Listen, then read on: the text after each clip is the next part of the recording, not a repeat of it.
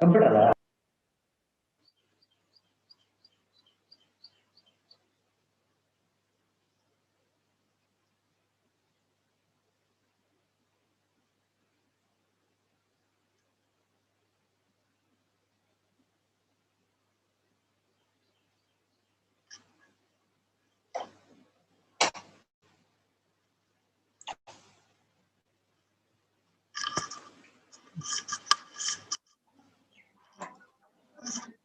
So we'll start, madam?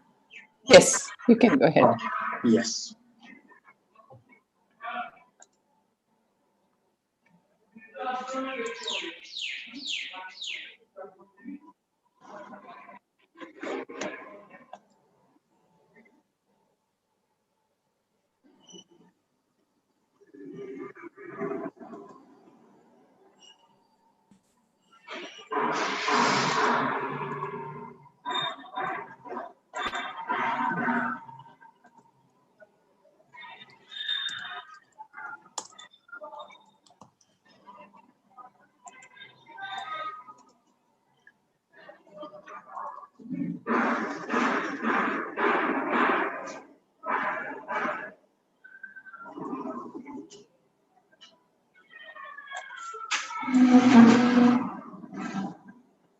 Good morning to you all.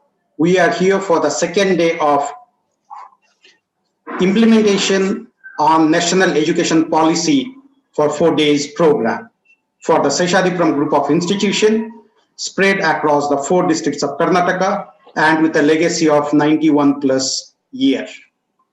So here, as we have been in the education field from last 9 decades or more, so we are indeed privileged to have in association with CES, Center for Education and Social Studies, then Karnataka State Council for Science and Technology, and Karnataka Science and Technology Academy, and North Bangalore Science Forum to jointly organize this program.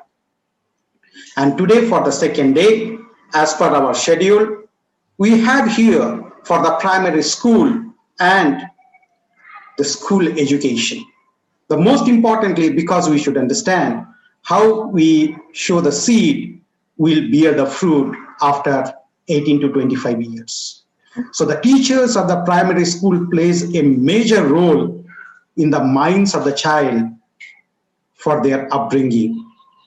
This teacher, primary school teacher, plays a major role in shaping the mindset, the overall growth of a child to take care in which direction they will be moving forward. So as M.K. Sridhar sir clearly told why he has changed, or no, why the policy has been changed 5+3+3. The reason is the brain development, the pedagogical improvement, and all those curriculum. For that reason, the new education policy has been implemented. So without taking much of time, I would now like to introduce the first speaker of the day. Madam will be speaking on the restructuring and curriculum and pedagogy. So Dr. Leena Chandra Wadia, Madam, Chief Consultant Committee of Draft National Education Policy and Member, Draft Committee, we welcome you wholeheartedly on behalf of Seshadripuram Group of Institutions, North Bangalore Science Forum, Karnataka Science and Technology Academy, Karnataka State Council for Science and Technology, and Center for Education and CES Studies, Bengaluru. We would like to introduce that Leena Chandra Wadia is a senior fellow at ORF's Mumbai Center. She has been leading the Mumbai Center's research and policy advocacy in education since 2010. She received her PhD in physics from IISc Bangalore and did her postdoctoral work at ETH Zurich. She has been engaged in research and policy advocacy on a wide range of topics in education and has produced several in-depth research reports. She has been a researcher at several places in India and abroad, including NCST Mumbai, now CDAC, EPF Lausanne, and CERN, both in Switzerland and IIT Bombay. She also served as a senior VP and CTO at Netcore Solutions Private Limited. Dr. Leena served as member secretary of the task force set up by the Karnataka Knowledge Commission in June 2015 to prepare the Karnataka State Education Policy. She served as chief consultant with the Committee for Draft National Education Policy and also member of the Draft Committee NEP 2020. So with this very brief introduction, we would like to listen from Madam in lots, which I think all our teachers will enriched and enlightened, and they will think of restructuring, redesigning the curriculum and how to go ahead with the pedagogy of the young kids, budding kids who are going to be our leaders of the future. Thank you. Over to you, Lina ma'am. Thank you very much. It's a pleasure to be among you all today. And I'm going to begin by sharing my screen. I think you can see it now, right? Yes, ma'am. Yes. So let it just, okay, yeah. So I think I have to figure out how to move the slides. Yeah. All right. So, the policy, as you know, the policy has been out for almost 11 months now. It came out on 29th of July of 2020. But more importantly, 2 months ago in April, the implementation plan in the sense of tasks allocated to different stakeholder groups has come out. I hope all of you have seen it. If you have not seen it, please look for it on the internet. It is a document on the Google Drive, and it is called Sarthak, the implementation plan for NEP 2020. What it does is that it lists about 300 tasks to be taken up by various agencies, including the state governments and the SCRTs and the boards of assessment and so on, And of course, at the moment, teachers and leadership of schools, which is the audience today, are not yet involved. But if you look at the task list, you will see that there are many tasks which say that the state governments and the SCRTs have to start consultation with key stakeholders, which are the teachers and the leadership of educational institutions. So this is the best time for all of us in this audience to understand the potential for making contributions ourselves and prepare our contributions and give it to the state governments when they invite us to contribute, and what I will do today is that the topic given to me is restructuring curriculum and pedagogy. That accounts for nearly 57 tasks, I think, or nearly 60 tasks in the Sarthak document.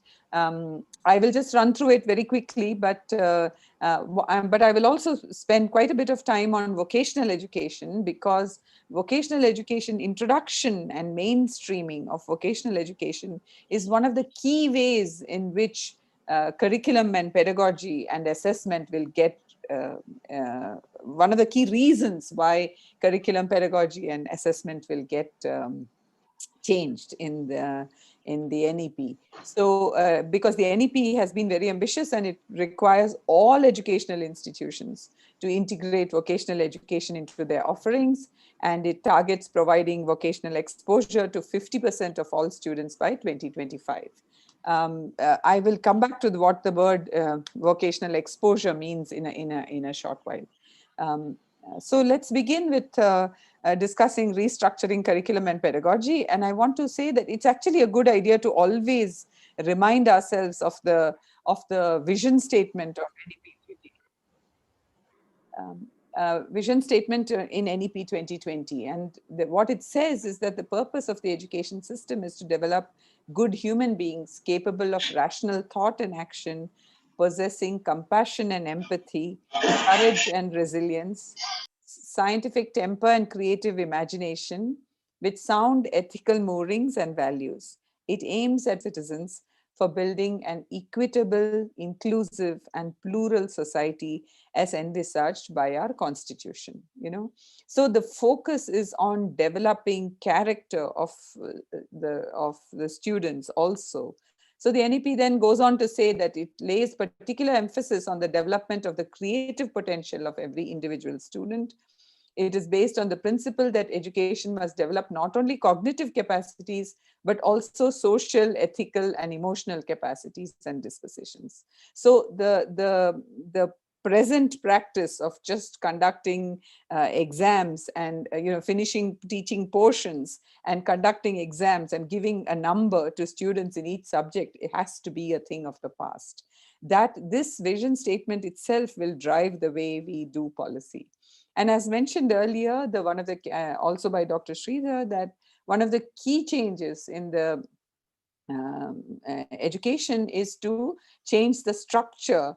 The 10+2 structure, which we had till now, is going to be replaced by 4 sections of 5+3+3+4.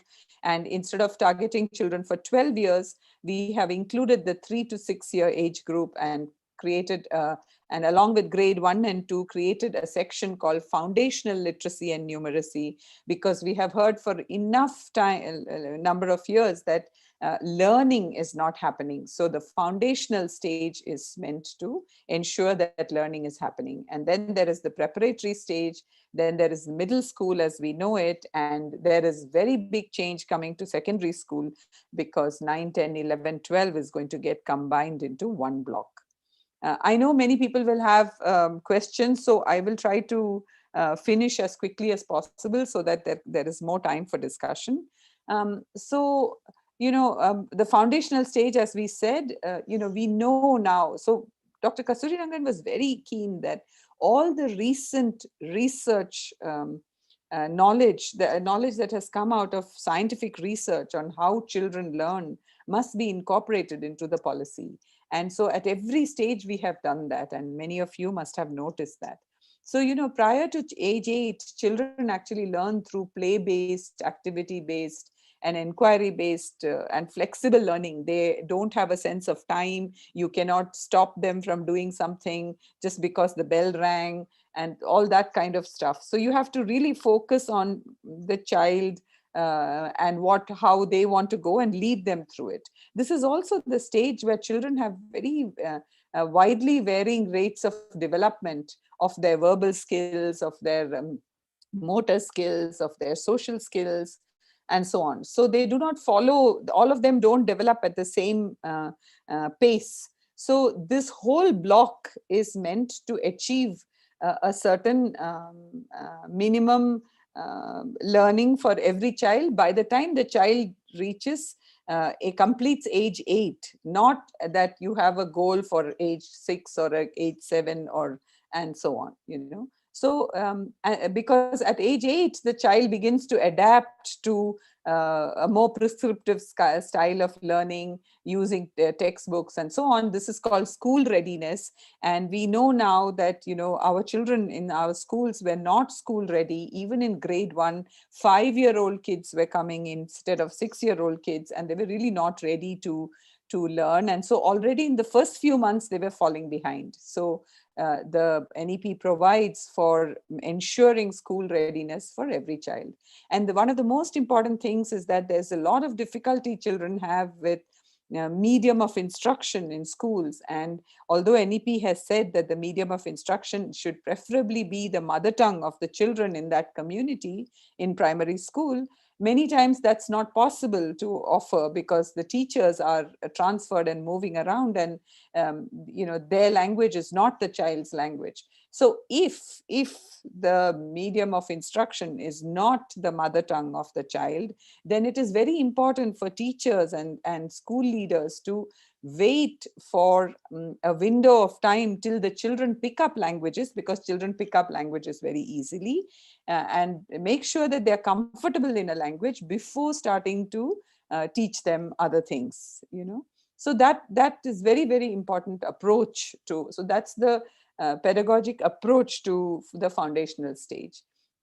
When it comes to the preparatory stage, which is grades 3, 4, 5, the primary aim of this grade is to sort of make sure that children have attained foundational literacy and numeracy, that the previous stage has been successful, and that children are prepared for the subject teaching that will follow. And this will be done in a classroom environment, but building on the same play-based, activity-based pedagogical and curricular style of the foundational stage. This, of course, means that, the curriculum has to be changed. The textbooks have to be changed. And as you all know, because the policy has been out and there's a lot of discussion, there is going to be a new curricular framework for school education. There will simultaneously be a new curricular framework for teacher education, so that teachers are attuned to these changes in our approach to school education. And the NCERT and the SC at the national level is working on the along with the CBSE board on for the central schools like KVs and so on. And the SCERTs have the primary responsibility of doing the same for each school, each state, sorry. Yeah. So, this stage will also lay the groundwork for, fluency in languages. And by fluency in language, I don't just mean speaking, I mean being able to listen, to read and write, and also then for introducing subjects like art and music and sports and so on. And of course, there is a very tremendous shortage of teachers for all these things. So the policy has provided for the fact that teachers can be shared across school complexes. Teachers can be given transport allowance so that they can move from school to teach art or music. And one very important thing with regard to this preparatory stage is the beginning of bilingual education. We must make our children bilingual in English and the local language, the regional language, as soon as possible. So this is very, very important, because we know that children think best in their mother tongue. But if mother tongue is not possible, then regional language, and if regional language and English, when before they are till the age of 10 or 11, you can teach them as many languages as possible. So it's because their brains are completely plastic with regard to language learning. So we can teach them bilingually in English and local language, and hopefully carry on into those into the higher classes.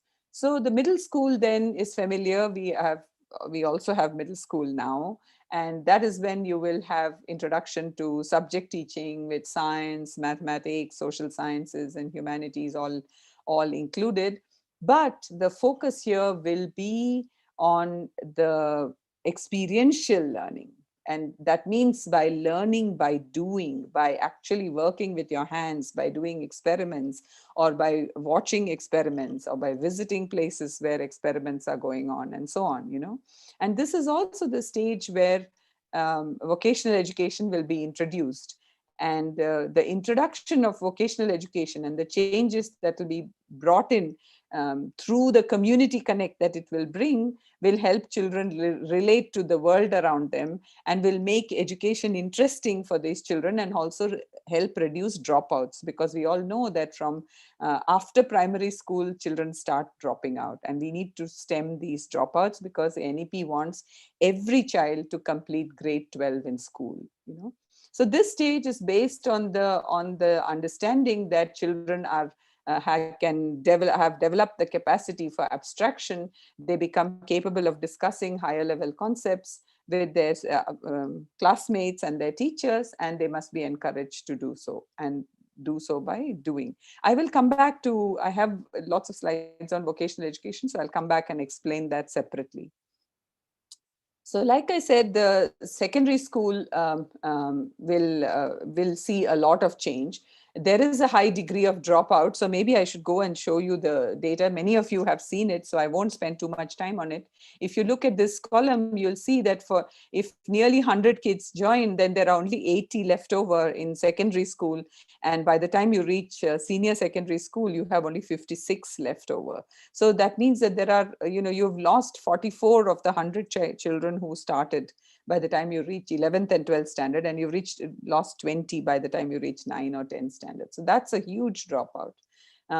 So of course, if you want every child to remain in school, then we'll have to generate a lot of additional capacity. Nearly 50% more will have to be, capacity will have to be generated. And this is actually a very good opportunity for all secondary schools and PU colleges to expand their offerings. PU is at the moment only 11 and 12. I think they will be encouraged. I don't know how the implementation plan will state it, but it makes sense that they should expand their offerings to include 9 and 10 standard.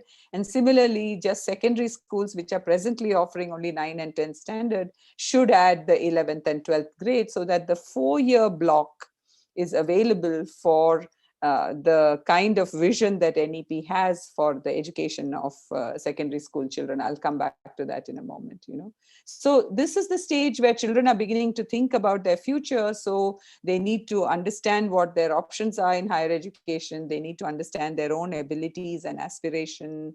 They need to understand a bit of the world of work. And so on. So that is the primary responsibility of teachers and leaders of institutions to schools to convey this to the children. So like I said, this stage will be 4 years of multidisciplinary study, building on the subject-oriented pedagogical and curricular style of middle school, but with greater depth and a lot of critical thinking. So let's move forward. I have another slide, so I will talk more about secondary school education, but I wanted to just point out that this, to say that we want every child to be in school till grade 12 is a huge challenge. And it's a huge, huge challenge, not because of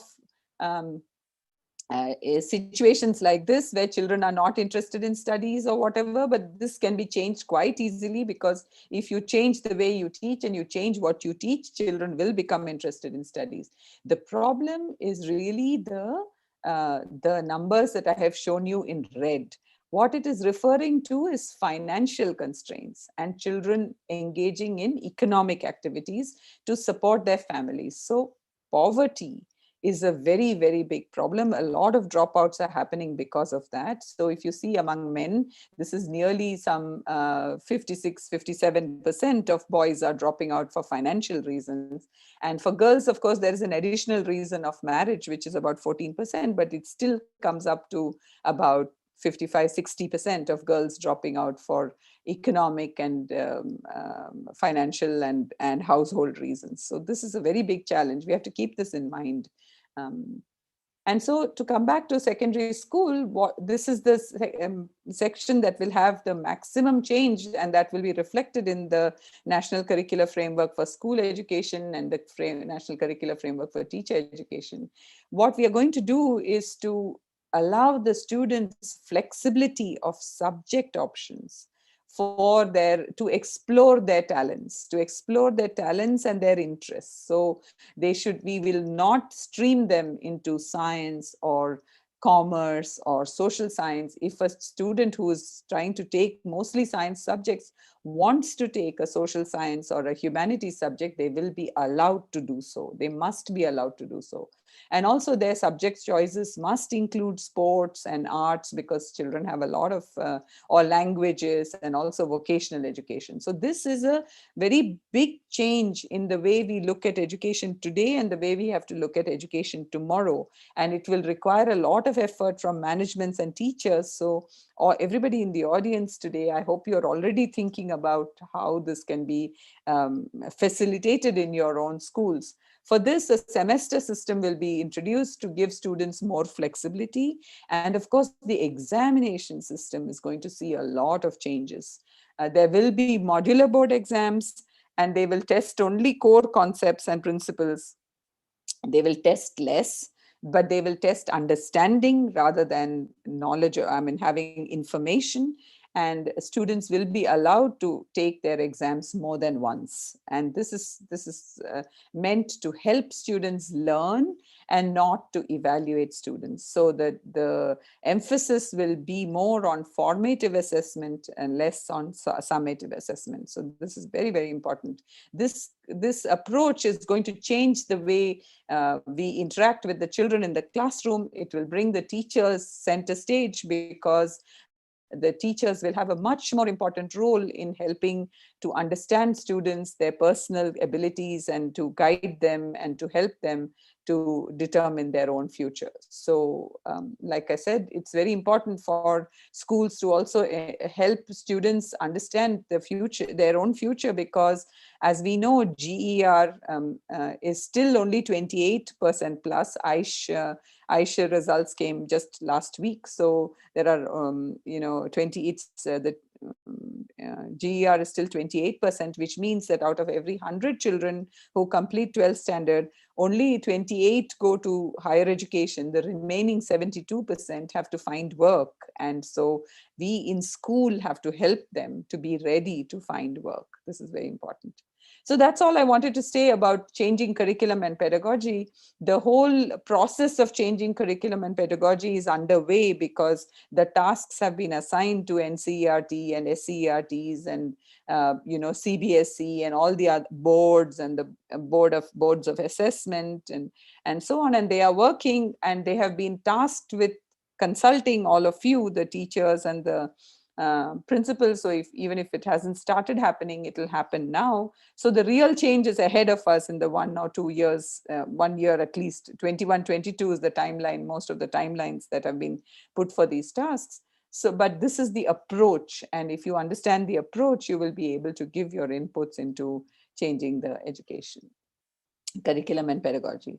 So now let's go to vocational education. It's very important, and it's an area that I'm passionate about. So I want to share this with you because it's not discussed enough also, you see. So the interesting thing is that the Kothari Commission in 1966 said that 50% of students in higher secondary and 20% of students in secondary school should take up vocational education. That was their goal. And this goal is not achieved till today. Okay. In 1986 policy, the more modest goals were set rather than the 1968 policy. They decided that, okay, we will target 10% of higher secondary schools by 1995 and 20% of higher secondary schools by the year 2000. But if you look today, only 10,000 plus schools are offering vocational education, and about 1.2 million students are getting vocational education, which is much less than 20% of students, because we know that we have about 280,000 secondary schools, and we have in the 9th and 10th grades, we have about 25 million kids, and then we have about 13, 14 million kids in the 10th and 11th and 12th standards. So this number is still very small, much less than 20%, more than 20 years after the target set by 1986. So this is very sad, because we know as a country, we should not set targets and miss them by such large margins. So NEP 2020 has been much more ambitious, and it is reimagining vocational education, which is usually referred to in formal literature as TVET, standing for Technical and Vocational Education and Training. And what it does is that it says that all education institutions must become training providers, providing vocational education to children. This will help the country achieve the goals set by Skill Development Policy of 2009 and 2015. In 2015, the goal was that 100 million students would be 100 million youth, not students, not in school, but 100 million youth would be trained in vocational education by 2022, and 2022 is next year, and we are nowhere near that number. We are less than half that number, you see. So that's a problem. And then NEP actually wants to leverage the process of integration of vocational education to improve the overall quality of education for all students in schools. And this places a lot of demand on the key stakeholders, which is governments, managements of schools, teachers, industry and businesses, wants them all to work together to do this actually. And of course, the policy has made important provisions towards this. I will come back and discuss that. So why so much emphasis on vocational education? Because it can help to bring back the culture of learning by doing. When I was a child, we had that in class. We used to do a lot of experiments in class. Most of the time, we were just doing supervised self-learning, but that's not true anymore. And so we want to focus on the learning of the children, even if less material is covered in class. That's very important to understand, because we've been really too focused on portions. We have to complete portions, like as if we complete portions, the child will have a good life ahead of us. And I mean, we are all guilty of this. This is wrong, actually. And so the focus is now shifting to the present focus is, what do you know? because in the exams we are asking what do they know, and we are giving them numbers, and then we are determining their admissions in higher education and their future based on those numbers. But now the focus will be what can you do with what you know. And this is very, very important to internalize, that we want the children to learn how to apply their knowledge. And of course, this will then automatically bring the focus on teachers, because they will need to decide what to teach, partly because they will have a guide from the SCRTs and the NCRTs, but they will have to decide how to teach and how to evaluate. And this is very, very important. It returns autonomies to teachers. And I'm sure Rishi in the next talk will discuss more about this. So it will also bring the necessary change of attitude towards assessment, which is very, very important. And this change of attitude is already come in because of the pandemic, you see, because exams have been cancelled, and the students are being evaluated on their internal assessments. And soon people will realize that it's not the end of the world, actually. Of course, we have a shortage of high quality higher education. GER is still very low. So, and it's the best institutions are very competitive for admissions. But that's not the reason for sort of having a examination system that is so focused on portions and numbers. So one of the big opportunities for India has always been the IT opportunity. And the Ministry of IT has identified a $1 trillion opportunity for India by 2030. So we really need to introduce ICT in schools a lot, even earlier, not only in secondary school, but even earlier. And this is the introduction of vocational education will help us to do that. And that's very good because kids like it. They have a lot of aptitude for it. They like it. They don't see it as vocational education was always seen as something that is not classy and not for everybody, only for kids who are not good in academics. That will change because no child wants to be left out of ICT training, actually, and of course there will have to be other vocations offered based on the local economy of the school, what is the industry in the region where the school is, and so on, and especially in rural areas, because we know from lots of surveys that students in rural areas prefer to find work closer to their home. They prefer not to migrate. And like I discussed, GER is still low. So therefore, vocational education is important so that students are prepared for work. So there are really two very distinct streams of vocational education. One is, the what is called vocationalization, and it is discussed often in Samagra Shiksha Abhiyan documents. So I'm sure you're familiar with it. It focuses on grades 11 and 12, and it tries to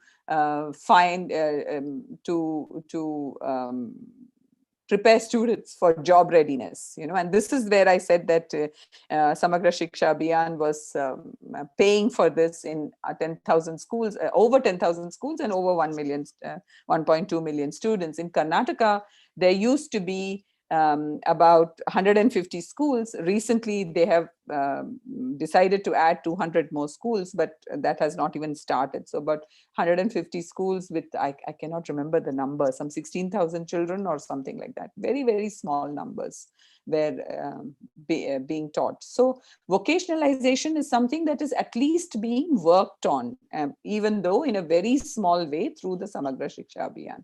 It is actually better to do vocationalization through apprenticeships and internships because students need to learn their jobs on the best state-of-the-art infrastructure, and that is to be found in industries and businesses.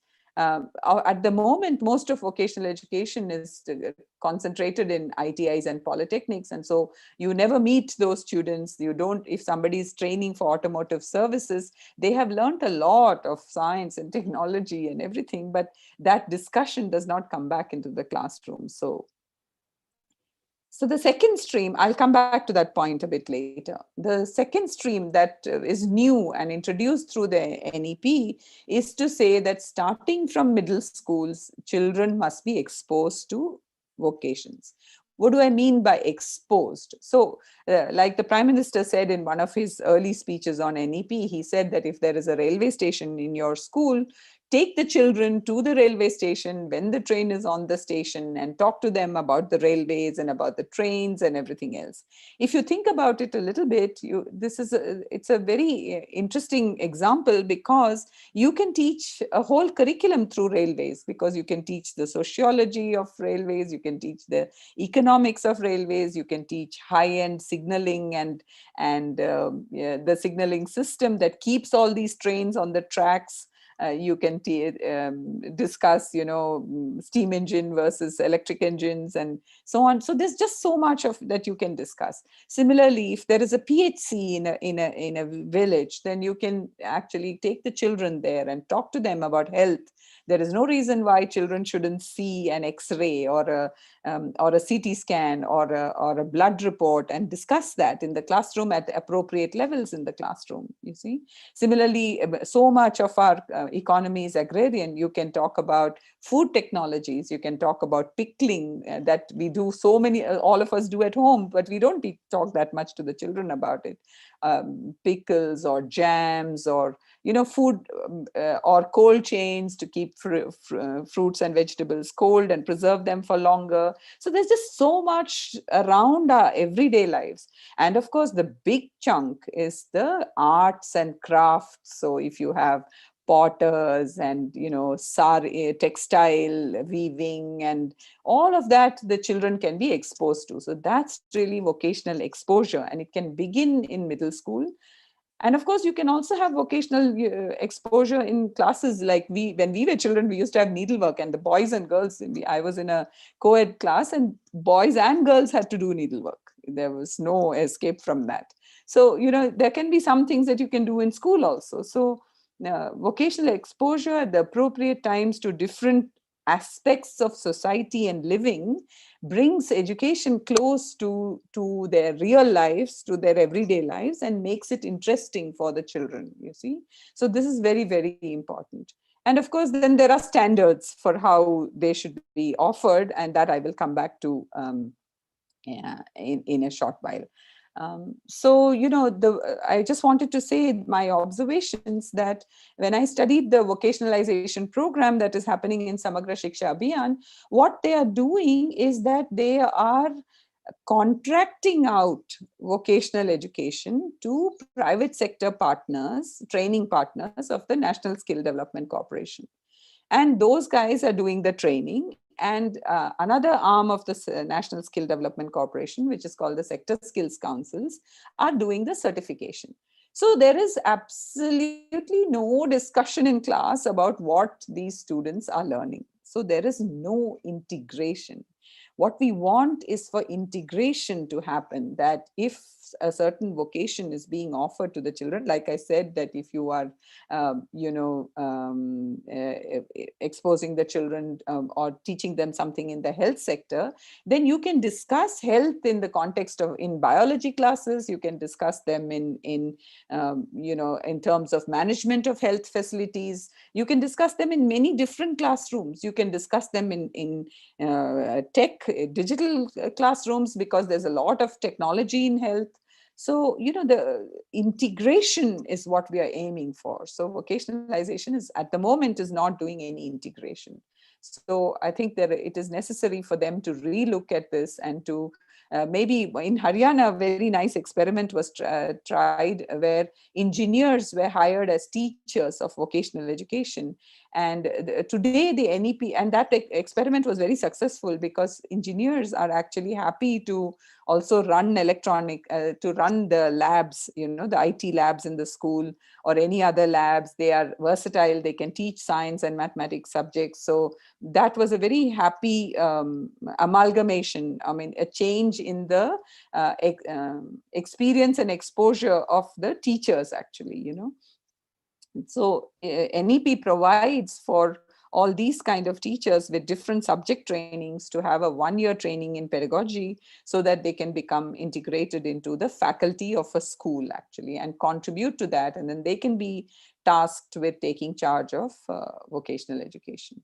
So I want to get to the end of my talk in about 10 minutes. So I want to hurry up a little bit. And of course, like I said, vocational exposure will help to refocus on alternate pedagogies, including project-based learning, promoting the use of rubrics for performance assessment, not just one number, and then bringing back the culture of experiential learning. It will help students develop 21st century skills. You want students to be able to understand the problem and to be able to think of ways to solve it. And it will also address the lack of aspirational value of TVET. So educational institutions can look towards their local communities and their local economies to select the vocations that they will offer to students. And then in time, what will happen is that a student will say, oh, this school is offering this vocation, so I'm going to go and study there, so and some other school will offer some other vocation. And it's because all schools cannot offer all vocations. Every school will offer maybe one or two besides IT. So students may move around on the basis of the vocations that are being offered, actually. So you have to connect vocational education not just to science and technology, but also to sociological and economic aspects through the discussion in class. That is the aim of the NEP. So we need the students to have a holistic, all-round understanding if they are to innovate and become entrepreneurs, or even choose to be self-employed, because we know today that there are not enough jobs for any salaried jobs for everyone. So we need really the students to be prepared to be self-employed or become entrepreneurial. And like I said, curriculum, pedagogy, and assessment of vocational education is being handled at the central level by PSS CIVE. I think you probably know about it. CIVE stands for Central Institute of Vocational Education, and PSS is Pandit Sundar Lal Sharma. They are attached to the NCERT, and they prepare the curriculum for vocational education. And so in the states, I think we will have to revive the state's institution of vocational education, which used to report to SCERT as part of the implementation of the previous education policy, but it was dissolved because state governments lost interest in vocational education. So, but we will need to do that because each state has a different profile of industry, and therefore the vocational education offered must be different in different states. So in order to bring local flavor, we will need state involvement in preparation of curriculum. And it will also need to be flexible and leave room for teachers to adapt content and pedagogy to suit local needs. Similarly, pedagogy must focus on ensuring a real understanding of concepts. And most important, evaluation must not be done by the sector skills councils. Evaluations must be done in schools. And if there are apprenticeships and internships, then industry can be asked to provide a score for apprenticeships and internships, which can be included in the evaluation. And the sector skill council certification, which may be useful for jobs, can be made optional, and only those children who want to go to industry can take that certification, which will make it much easier, because at the moment the SSC certification is a big bottleneck in vocational education. So of course, I don't have to say this, that integration of vocational education has a lot of benefits. It will provide skilled manpower to various sectors of the economy. We are a very unusual country in that we have a lot of young people who are looking for jobs, and we have a lot of industry complaining that they don't get skilled people, So these two have not been able to meet because the education which connects both of them has been wrong. Now we can fix that, actually. That is very important. And then imparting 21st century skills, I have mentioned it a few times. I have a slide on it. I will come back to it. It will help to instill respect for skills among students. Similarly, improving the quality of education through bringing teachers together and schools closer to economic activity in their vicinity. This is very important. So academia has been entrusted with the responsibility of partnering with industry. Academia has been given a lot more responsibility in the NEP, and we must rise to the occasion. Till now, educational institutions have been completely separate from their communities and their industry and society and so on. And this has to change. NEP is trying to change that because it's part of the holistic development of students, and this will also then help industry get the skills that they are looking for by the mapping of the skills gap that exists and academic institutions fulfilling it. So I mentioned skills, and I like to bring this slide into many talks that I give because it is so important. In 1994-6, there was a UNESCO report, which beautiful report. I would encourage those who have not read it to read it. It was called Learning the Treasure Within. And or it was called the Delors report. It's available on the internet. What it talks about is the 4 pillars of learning, which is learning to be, that is becoming self-empowered, self-aware, self-empowerment. So it has skills associated with communication skills, resilience. Resilience is very important for students. If they fail, they must be able to pick themselves up and carry on. So grit and persistence, which are also part of resilience, are all the skills that are needed to become a strong person internally, self-empowerment. And then you need to learn to live in society. So you need to learn to be a good citizen. So you need to learn empathy, and you need to learn to be participative in all the activities that are happening in society. Then there is learning to know, and that is to question and to learn to take new knowledge, which also means learning to be creative, to be critical thinker, to be a problem solver. And the last pillar was supposed to be learning to do, and that has to do with being decision making and negotiation and so on.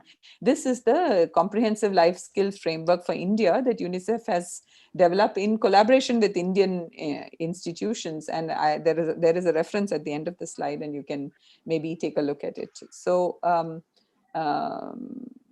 so the skills are very important. And the most important question that everybody asks is that is it really possible to teach skills? And today the answer is that it is possible to teach skills.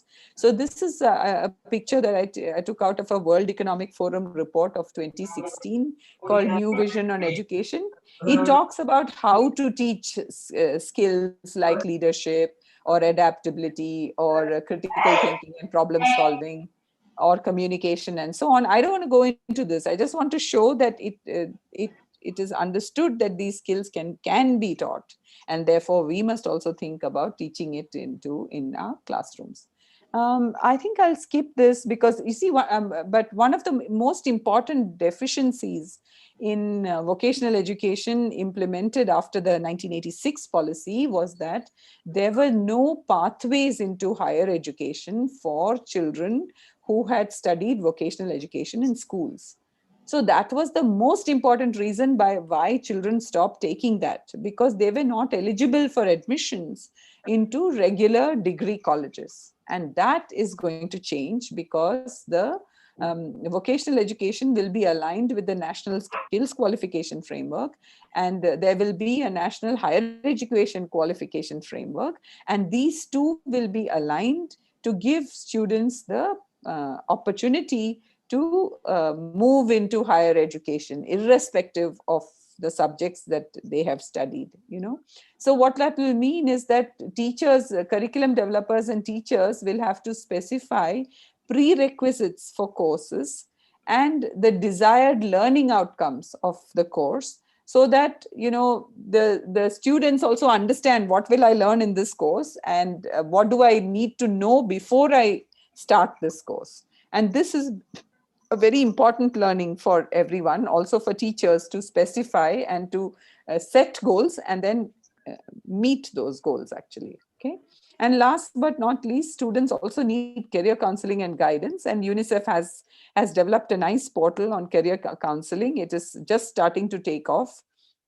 And they have partnered, I think, with a private company called iDream Career, which is taking this career counseling and guidance portals to schools. And they are also offering it in some Indian languages. They have already offered it in Assamese and Bengali and a few other languages. I don't remember all of them, but over time, this portal will become available for use, and it is free actually. So, students can be can take it online for career counseling and guidance.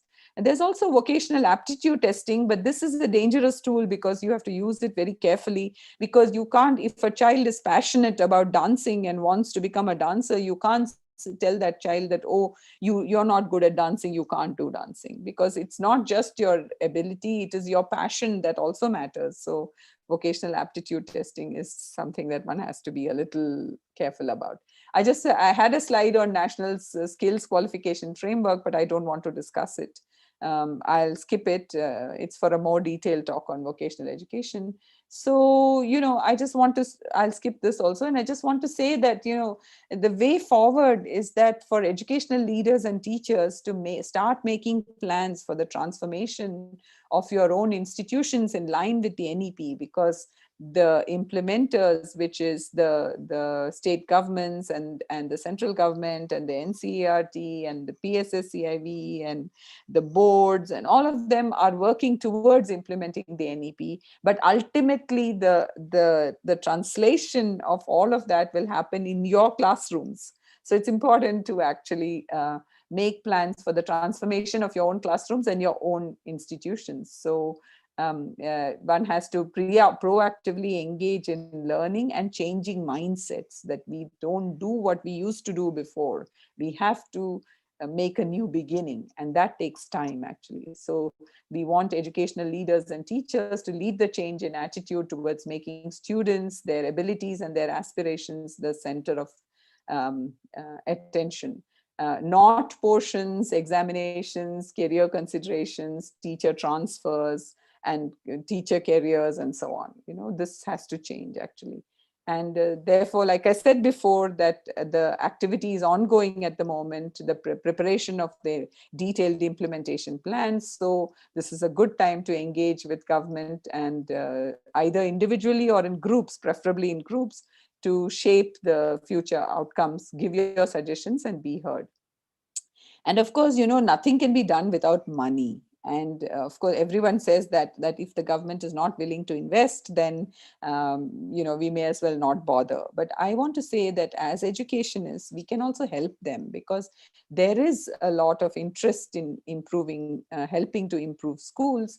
So leadership of schools can also help to raise funds. For example, we need an IT lab in every secondary school, every school that offers either 9 or 10 or 11 and 12 or both. So then there can be raised through corporate sector, through corporate sponsorships, through CSR and philanthropic institutions, besides, of course, government grants. So this whole approach is about asking, what can we do, and not about what can government do. Government will do what it's supposed to do, because it has committed to doing the NEP, though it might not have the money right now, because COVID is absorbing a lot of the excess fund, a lot of the funds, but it will come down the line. But we can get started, and that's the main message about the way forward for all of you.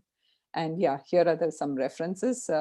This is the Sarthak document link. This is the NEP. This is a report for UNESCO that I co-authored with someone on recently. It was released in December 2020.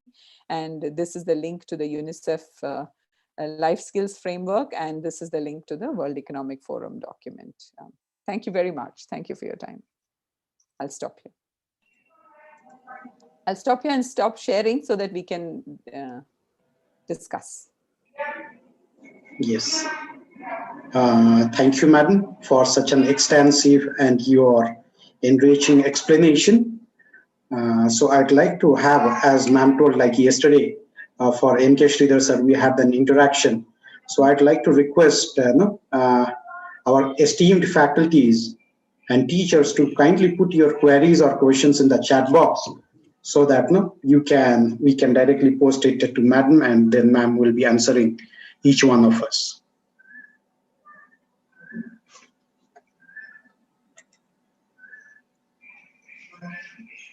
Comments are also welcome. I mean, if you liked it, you didn't like it, that's also okay. Yeah, anything. Your interaction, that's what most importantly It's is, about that interaction. interaction. Yeah. Please feel free to voice your comments. I'd love to hear from you all. Yeah. So the purpose of workshop, then only it will be fulfilled. The interaction. Yes. Then we will come to know the real. But it will be just like how we teach, and then we'll be waiting for the attendance, and then we'll move on. So let us break that and move forward. So request our all esteemed teachers, faculties to kindly ask questions. What is the mechanism to ask questions? They'll raise hands or? No, chat is there. Chat is enabled. Okay.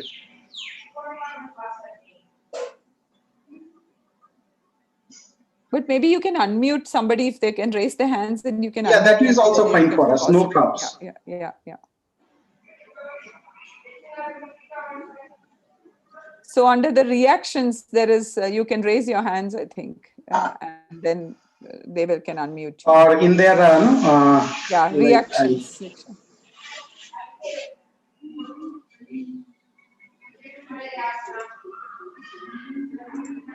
So request faculties if you have any queries or questions.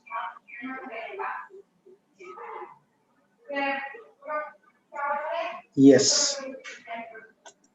Shobha. Yes, we have unmuted. Shobha madam, Shobha Alokji, please ask. Namaste ma'am. I'm Yes. Shobha Kayar from Seshadripuram Pre-Primary School, Elanka. Yeah. I would like you to advise us as to how we can move forward with children learning only playway method in the formative age to first standard and second standard. I don't think I understood the question. How you mean how you want to implement the play-based learning? Yes. In first no, and ma'am. second standard? Yeah. My question is how we can move forward with children learning only by playway method.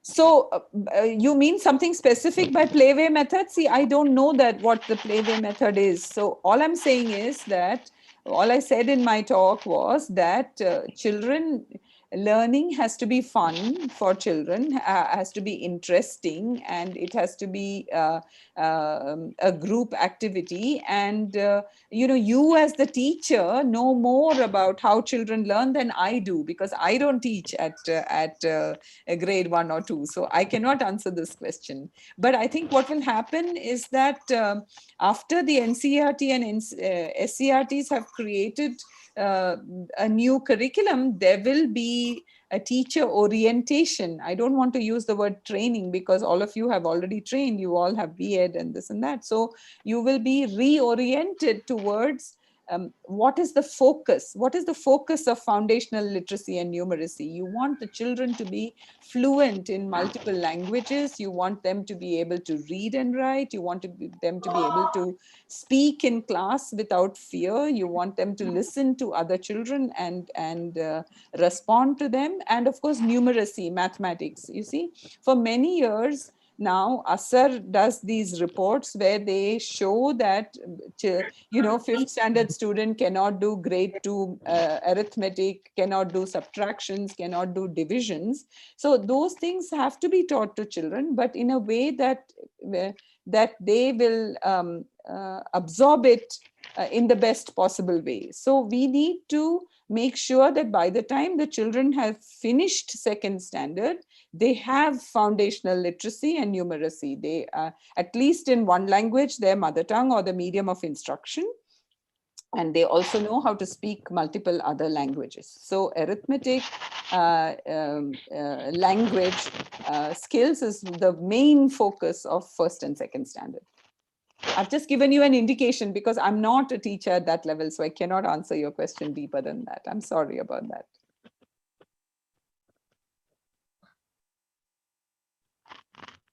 Ma'am, but we are preschool teachers. So my question is, we usually in our school, we have been teaching students to read and write and perform basic mathematical operations.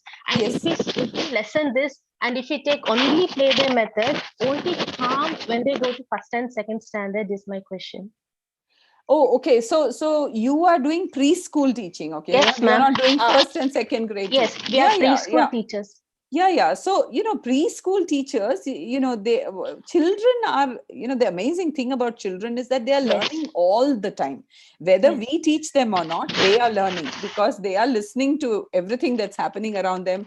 They are watching everything that's happening around them, and they are learning, they're learning from other children, they are learning from adults, they are learning from adults talking to each other, not talking to the child. So children are like sponges, they're learning a lot. So in the preschool time also, it is possible to make them familiar with alphabets and so on, because if you put posters on the walls at their eye level, the children actually pick up, right? They recognize letters and so on. So but the more important thing is to get them to interact with you, to get them to become school ready, to be ready to sit down and do what you want them to do in first and second grade, meaning a little bit more formal teaching and so on. I mean, when you have kids at home, you see, right, that the kids actually engage in an activity for a certain period of time and then suddenly stop it, But if you try to stop them doing something in the middle of what they are doing, they get very upset, because they don't like to be interrupted. So there has to be an understanding of that process of learning of the child, that you transition slowly out of one activity and start another activity, and not say, okay, 45 minutes English period is over, now math period starts, so everybody stop doing whatever you're doing and start something else. So that kind of hard approach that we had is what I'm asking, what the NEP committee thought should change. Actually, the details of the classroom transactions will have to be worked out during the curricular framework preparation. So there is a separate curricular framework that will come for early childhood. So there is a national curricular framework for school education, but there will be a national curricular framework for early childhood education, where they will tell you how to combine what you're asking, which is that teach them something and prepare them for grade 1 and 2. So nobody's saying don't teach, but we are saying don't force them to learn. It is enough if they learn it by the time they finish their second standard. But you can certainly teach them alphabets. But the thing is about music and poems and language. Those are the focus in and play and calisthenic skills, music and movement are very important. Motor skills are important. So to do things, to build with blocks, and verbal skills are important. So the focus is changing. The classroom transaction will depend on that.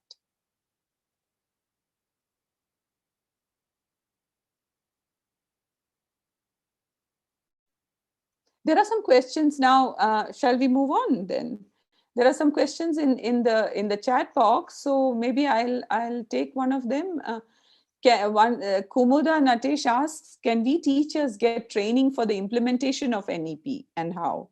So of course, teachers have to get training for the implementation of NEP, and it is for the state governments in every state to make a plan for teacher training. So what they are doing is changing the curriculum and then changing the plans for teacher training, and then they will implement the teacher training program in tandem with the curriculum. Because like Shobha asked, if you have to change what you have to do in the classroom, then the teacher needs to understand that, what the changes are, what the curricular changes are, and be trained for it. So yes, teachers will be trained. That is a very large part of the program. And I think the next talk is by Rishi, and Rishi will probably throw more light on teacher training as part of the NEP implementation. Then there is a question by Vidhi. She says she likes the session. And she said, will the set of vocational courses be predetermined by the state government? And I think the answer is that Yes and no. I mean, predetermined in a certain sense, like, for example, like I said, IT, programming, and understanding data, and maybe some algorithmic thinking, some, a lot can be taught also on paper, about the way computers think, algorithmic thinking. All those and all may become part of the curriculum. But and then the state may say that we want, because Kerala, Karnataka, for example, Karnataka has 7 smart cities coming, so we have this kind of skills that we need at the secondary level from students. So they may give some indicative ideas, but it would defeat the purpose of introducing vocational education if every school taught the same thing. That would be a disaster, because that's not what we are looking for. You see, if especially this answer is easy to give in rural areas. If you go to a rural area and the local economy there is, there is some factory there, then the students should learn about that, the economic activity that surrounds that factory. What is the factory making? What is it supplying it to? And maybe some teaching around that can be done. Okay. In the urban areas, it's little different, because urban areas, there is public transport available. You can go from here to you can go from one place to the other, and so it's not that easy for a school to decide which vocations I will offer. But even then, depending on the context, because we want schools to have contacts with industry and businesses, depending on the context that the school has, you will be able to draw experts to teach a particular vocations. So it is really at the school level, we want variation in the choice of vocations. Okay, it should not be predetermined. Maybe the state government will say that here is the master list. That may happen, but I don't know yet. We will have to discuss it when the implementation plan comes. But in terms of philosophy and approach of NEP, it should be the school that decides the vocation. Okay. I'll move on. There is some, Bhavani asks how NEP 2020 gives importance to online and digital education for the present situation. Bhavani, I think you have not looked at the NEP document, because the NEP document talks very strong, very in considerable detail about online and digital education. The present situation, if you're referring to, is COVID. Then of course, I think all of you should be congratulated, because all of you have, with the minimum preparation, transitioned into online and digital education to the best of your abilities. I don't think very many training sessions happen to teachers, but online education is actually a very, very well researched area for more than 2-3 decades, or more than 3-4 decades. Research has been happening on online education and how students learn online, how much their concentration is, for how long, and the consensus is that it lasts about 6 minutes. So every 6 minutes or so, you have to do some activity with the children. You can't be teaching for 45 minutes in a row. Because then the children are not listening and not absorbing anymore. You see, because they can't see your facial expression, they can't make eye contact with you, they can't learn from you. So these things are understood. But in India, because we didn't have widespread online education, we have not understood or internalized all of these things. So we need to change that. So there is a considerable amount of preparation that will happen for online and digital education. And I think you have a session on it, a special session on it. I don't know whether it's today or tomorrow. I briefly looked at the syllabus. Isn't it, Professor Shantanu? There is a session on online education, isn't it? Yes, madam, Yes, it's there. yes. So you will be able to post this question again after that coverage. There was somebody called Vanaja who had their hand up. Do you want to ask the question? Before we go, can we check out, ma'am? Ajay has asked something. Yes, I can see that. I can see Yeah. Ajay's question. How to educate parents on this change in the education policy, and will they be ready to accept it as our parents are now mostly dependent only on completion of portions present in the text. I don't think you should blame parents for the focus on portions. I don't think so. What the parents want is for their child to have a good education that gives them the opportunities to study in higher education in the courses that they want, and to make a career that is secure. You see, parents are afraid for their children, and they want that thing. So the schools and the teachers will have to carry the parents along when you say that if you make the child capable of self-learning, then the child will learn pretty much anything that they need to learn their whole life. Because today technology is changing so much that the focus is shifting to lifelong learning, you know. Technology is changing so rapidly, so it's not possible anymore in 12 years of school education to prepare the student with everything they need for life. We are going to have to continuously learn. So if you explain it to the parents in this way about strengthening the child, their internal abilities, I'm sure they will follow. I think the focus on portion comes from governments and their emphasis on evaluating teachers based on portion covered. And that has to change. That there is no excuse for carrying on with that. That's for sure. I hope I have answered your question. Someone else had a hand raised, I saw. Was that Ajay only? Yeah, madam, it was Ajay ji.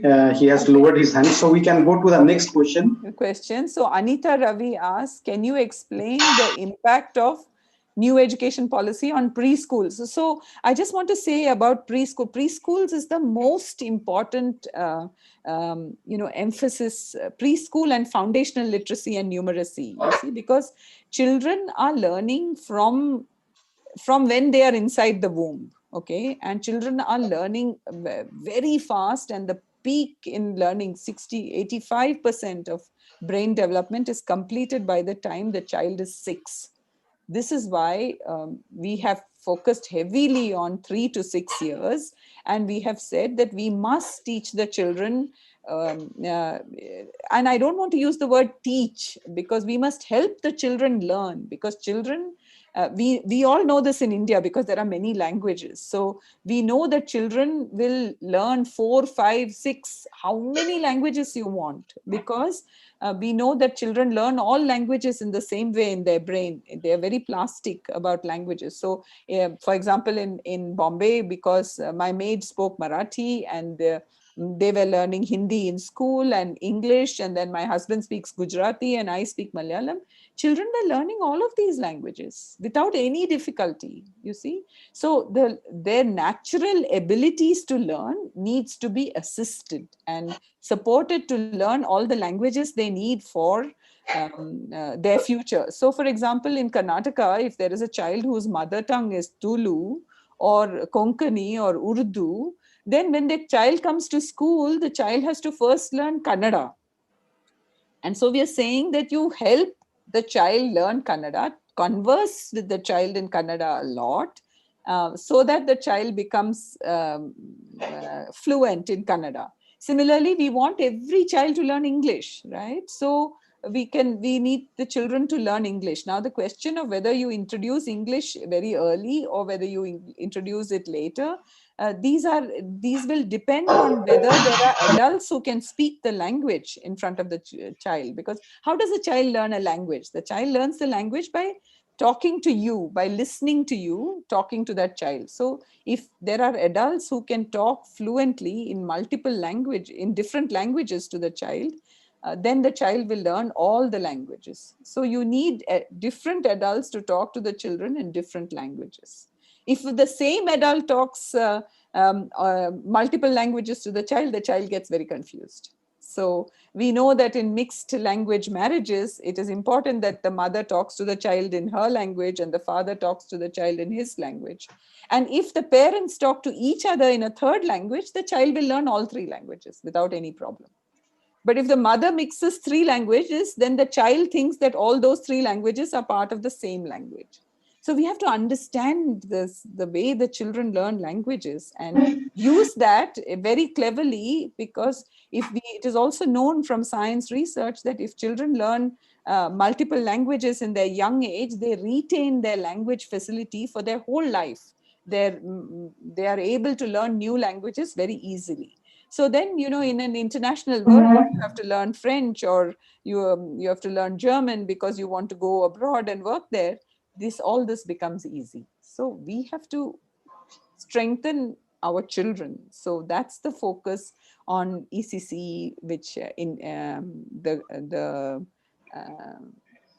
policy has. And previously also, we were in grade 1 and grade 2, we were talking about portions, and we were not checking, have the children learned?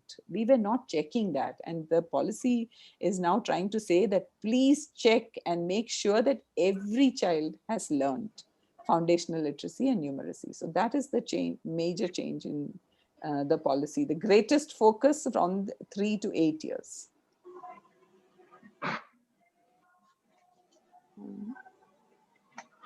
The next question is by Nivedita. She asks, after implementation of NEP, will there be any changes in Montessori and ICSE syllabus? So that's up to the boards to decide. So I don't know how that will work out. The boards of various types of schooling have been asked to align with the NEP. Now, my understanding, I'm not that familiar with Montessori, but my understanding with Montessori is that the Montessori is actually fairly well aligned with NEP already. So I don't know whether that many changes will happen. But like I'm emphasizing again and again, the main change is to check that children are learning, and to make sure that they are learning, and that they are not, we found out that a lot of the reason why children were not learning was that children were hungry, because the midday meal was their main meal, but when they came to school in the morning, they were hungry. So we have suggested that there should be breakfast, not only midday meal, but there should be breakfast, at least a banana and a glass of milk if a child gets. Then if the child is not hungry anymore, then the period between breakfast and lunch can be used fruitfully to help the child learn. So we were looking at all the reasons why children are not learning, and we have tried to attack all of them. So if you look at the education policy document, you will see that all of this is actually spelt out, that ensuring learning by checking, by doing formative assessments, is the main focus in this, in terms of learning in early years in school, actually. I'm sure ICSE syllabus, I have no idea. It will be up to the ICSE board, but I think that once the NCERT, the curricular framework comes, then they may have to reduce some syllabus or something like that. We'll have to wait and see. I cannot say more at this point. Kumuda Natesh asks, is NEP more concentrated on IT but not on other small-scale industrial jobs? The answer is no, that's not true. IT is something that can be taught in schools, in classrooms, with an IT lab, and so that is convenient for many schools. And IT is aspirational, so it will help to remove the stigma associated with vocational education. Therefore, I talk about it a lot, but no, like I said before, that if in a rural area there is small scale industry, then the schools must offer vocational training related to those small scale industries. I have said this already. So it is not focused on one or the other vocation. If you look at the NSDC website, the National Skill Development Corporation website, there are so many sectors of the economy that need trained people. So automotive services, today all kinds of cars are there in the country, imported cars, Indian made cars, and they all need servicing. So automotive servicing, so automotive is a sector. Gems and jewelry is a sector. Indians like to wear jewelry and they like to design jewelry. So gems and jewelry is a big sector which also earns us export revenue. Healthcare is a sector. Tourism is hospitality tourism is a sector. Retail is a very big sector. Then there are all the manufacturing sectors like construction, and then electronics, and renewable energy, the green jobs, electric batteries, electric vehicles, renewable energy. These are jobs that will not disappear in the foreseeable future, because if we want to develop sustainably, then these areas will always remain green. So these are called green jobs. I had a slide on it. I didn't talk about it much, but green jobs are sort of future-proof jobs. So other jobs may disappear, but the green jobs will stay. So even in the construction business, the reducing energy usage, all of those related training is very, very important. So there are many, many sectors of the economy that needs trained people, and it is up to the school leadership working in tandem with the local industry to choose the vocational training that you offer. The policy is not taking any sides or making any comment about which vocation. Because in the end, if you train a student and that student's training is not relevant, then it's not worth it, right? I mean, you're not doing, you're not fulfilling your responsibility to the child. So it is up to the school to decide what is the relevant skill to teach the children in this particular location where we are. Okay, so that's the question. Then there was Divyamani is asking, there was an information about taking up small scale research by children at middle school or secondary school. Can you please emphasize on that? Yes, this is true, that we are setting, the NEP has recommended the creation of the National Research Foundation, and the aim of the National Research Foundation is to increase the capacity for research in colleges and universities. But we also said that we should not restrict the National Research Foundation funding to just colleges and universities. It should be possible for schools to make an application for funding to do a certain project, and they should be able to get it. So the only criteria will be you make an application, and that application will be peer reviewed. Is it a good application? Do the people know, are they doing the right thing? Do they know how to go about doing it? Do they have all the skills they need? And then the project will be funded. So yes, the NRF funding, National Research Foundation funding, will also be available to schools in the future. So definitely.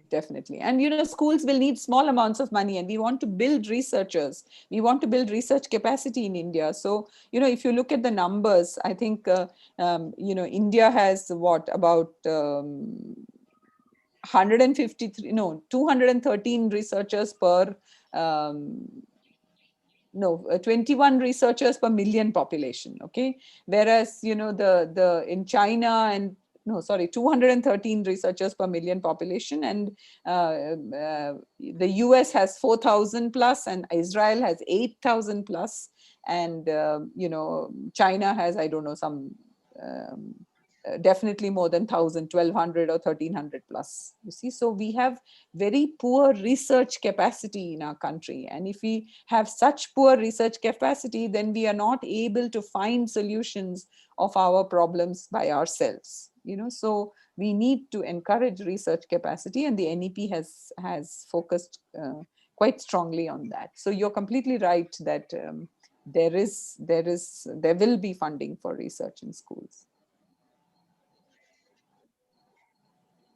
So Leena Kulkarni asked, will there be training sessions for teachers? And the answer is yes, there will be. Yeah, but it's up to the schools in different, it's up to the government's school education departments of Karnataka government to organize it. So we'll have to wait and see.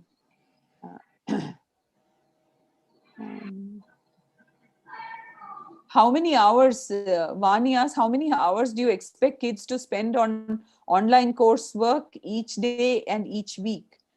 I don't think there is, so I don't know, is this a question to do with the pandemic? I mean, the pandemic, nothing is usual, right? Everything's unusual. What is the hours that will be spent on online coursework after the pandemic?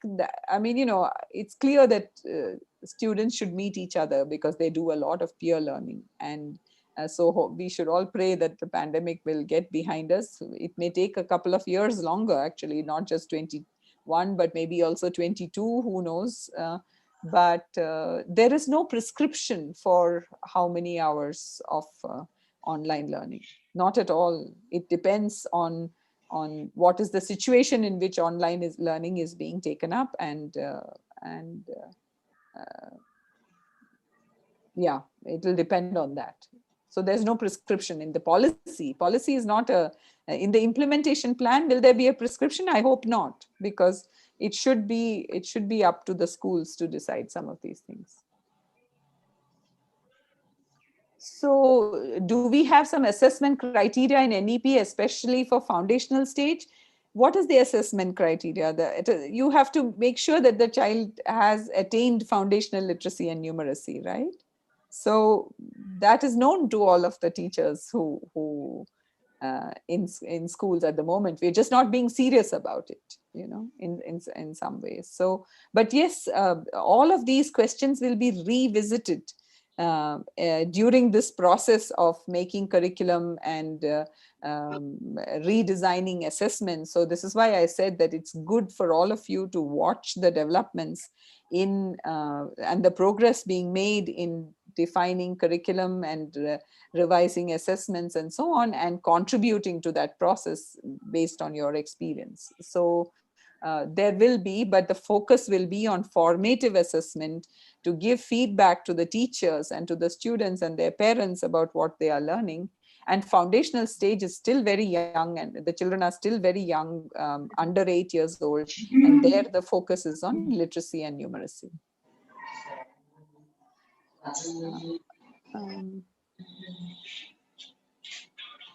Then Punyavati asks, is there a language option in class 1 to 5? I'm not sure what that question means. I just said that, because you have to leverage the fact that children's language learning capability is very, very high till they attain the age of 10, 11, or maybe 8. The research results vary, but up to 10 years of age, the children's language ability is very high. In a country like ours, where we have so many languages and so much of linguistic traditions and culture and literature to preserve and look after, we must leverage that knowledge to teach the children at least 3 languages very well. And I mean very well, meaning you start with speaking and fluency of speaking, but then you graduate to reading and writing, reading and listening and writing, and make sure that the kids are bilingual. So for example, in Germany, many years ago, 2 decades ago, they started to teach German students bilingually in German and English. Even in France, some effort, they are teaching, they are particular about French. It's their national language, of course, and it's their home language also, but they're also, out of necessity, teaching English. So they are teaching bilingually these languages. So, for example, science and IT and all these languages these subjects are international. So it's better to teach them in English. But on the other hand, you can teach social sciences subjects in the Indian languages. So the children actually will fluidly move between Kannada and English, or Hindi and English, or Kannada and Hindi and English.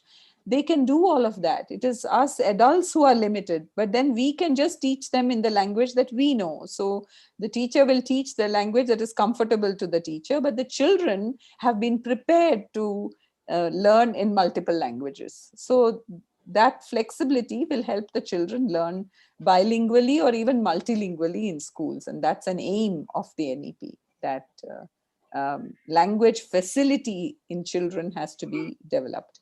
And not just for speaking, it should be much more stronger than that. Fluency of in language, but also with a sufficient base of vocabulary and so on, so that you can really say that this child knows this language. And it's not just to be able to do simple everyday transactions, ask for water or ask for something, not that level of language facility. Much higher level of language facility in at least 2-3 languages before they go out of primary school. Is there a language option? What should be the medium of instruction? I just said that. The medium of instruction the NEP prefers is to be. Oh, we already over time, so we should not. Okay, maybe this is the last question. So the NEP prefers that in primary school, in preschool, and a foundational literacy and numeracy level, the child is taught in their home language. But their home language, for example, in Karnataka, can be so many things. It can be Tulu and Konkani and Urdu, and in the border with Maharashtra, it can be Marathi. In the border with Telangana and Andhra, it can be Telugu. So there is a challenge to say what should be the language in which the child is taught. And then we have this problem that teachers are transferable. So a teacher, moves from Bangalore to Bellary, and then they have to teach there, and their version of Kannada may even be different from what the children know. So this is a problem. So what the NEP has said is that if you can find a teacher that speaks the language of the community, then make them the primary teacher for that class. If you cannot, then teacher should focus on conversing with the children and helping them learn the language, and wait till the children have attained fluency in this language, because this is a new language and they have to learn to think in this new language. It takes time before you start teaching them anything else. So that is like the second best option, that you teach them the regional language and then you carry on with that, you see. So it's a very challenging thing about deciding. So there cannot be a prescription which says that, oh, everybody, and this we have done in the past to great detriment for children's learning, because children would come into class, they didn't understand the language that the teacher was saying. Even if they understood and could speak a little bit, they couldn't think in that language because they are thinking in their mother tongue, you see, because they have been speaking with their parents at home from when they are 1.5 years in that mother tongue language. So without waiting for them to learn the new language well, we were teaching them arithmetic and everything in this new language. So the children were actually not learning. And so when we started consulting for writing the NEP policy, we learned all these things, and we said that we must share this knowledge with everyone, and we must change this, and we must address this. We have to sensitize teachers to the fact that if the child has been speaking a different language at home, you need to help the child develop facility in the language, and then teach them what they need to learn in school. And this is helped by the fact that children can learn languages easily. So but we have to be sensitive to that issue. So I'll stop here. I think we are over time. I had not noticed. I'm sorry. No, ma'am, it's not, because the next speaker we have given that way. The next speaker will start at let me tell you time. Just a second. Yeah, it's 11:38 now. So I don't know if there are very many more questions. Shobha asks, when regional languages are opted, will English be sidelined? Of course, English cannot be sidelined. Why should we deny our children of the English advantage? India had the English advantage, and we should continue to have the advantage. But the point is that we don't have to teach English at the expense of Indian languages. Because once we understand that children learn many languages, we teach them all the languages. And that's very important to understand, that this is not one language at the expense of the other. It is multiple languages, and we teach them bilingually and multilingually. So this has to be understood very well. So we have a generation of children who are multilingual, and that's wonderful, because then they can help us in preserving Kannada literature or Telugu literature or all of that stuff, and yet be able to work in IT companies and all of that stuff, and travel abroad and so on. So we have to teach more, not less, actually. Yeah, many states, no ma'am, I think a couple of years back, or still many states follow that entire syllabus till class 12th in their own language, regional language. Right. So as you correctly told, no, that regional language plays a major role, not to understand. Yeah, only thing is that we have to understand how to express, because Even we, if I am not wrong, we learn no speaking English very late because we used to know whatever. So we should accept the truth. So No? teach them English very early in school, in Yes. primary school, you see, at the foundational stage, you know. Yes. But you see, in order to teach English to a child, you have to station a teacher who speaks English to that child. And this is not very easy for state governments to do, because then you have to pay for not only the class teacher, but you have to pay for another language teacher. Yes. And so that is why the NEP has said that language teachers can be shared across schools. That, you know, if a teacher has to speak to a child consistently in the same language for the child to learn. And now I'm talking about children below the age of 8. Okay. So you need to station multiple people to teach the child multiple languages. Now, how are you going to do that? Because at every school you cannot do that. So what we have suggested is that these teachers can move from school to school. They can spend a morning in one school and an afternoon in another school, or one day in one school and another day in another school. That is up to the details are up to the state governments to work out. But we need language teachers who can be shared across schools to teach the children multiple languages. The class teacher cannot teach Kannada and English and Hindi. It's not possible. That's true. Yeah. So I think the rest questions will, yeah. So let me see. Madam, according to children can't participate in sports for age of 11 years, any change in the new education policy, sports? What does it mean? What is SGFC? Why can't children participate in sports? I don't understand at all.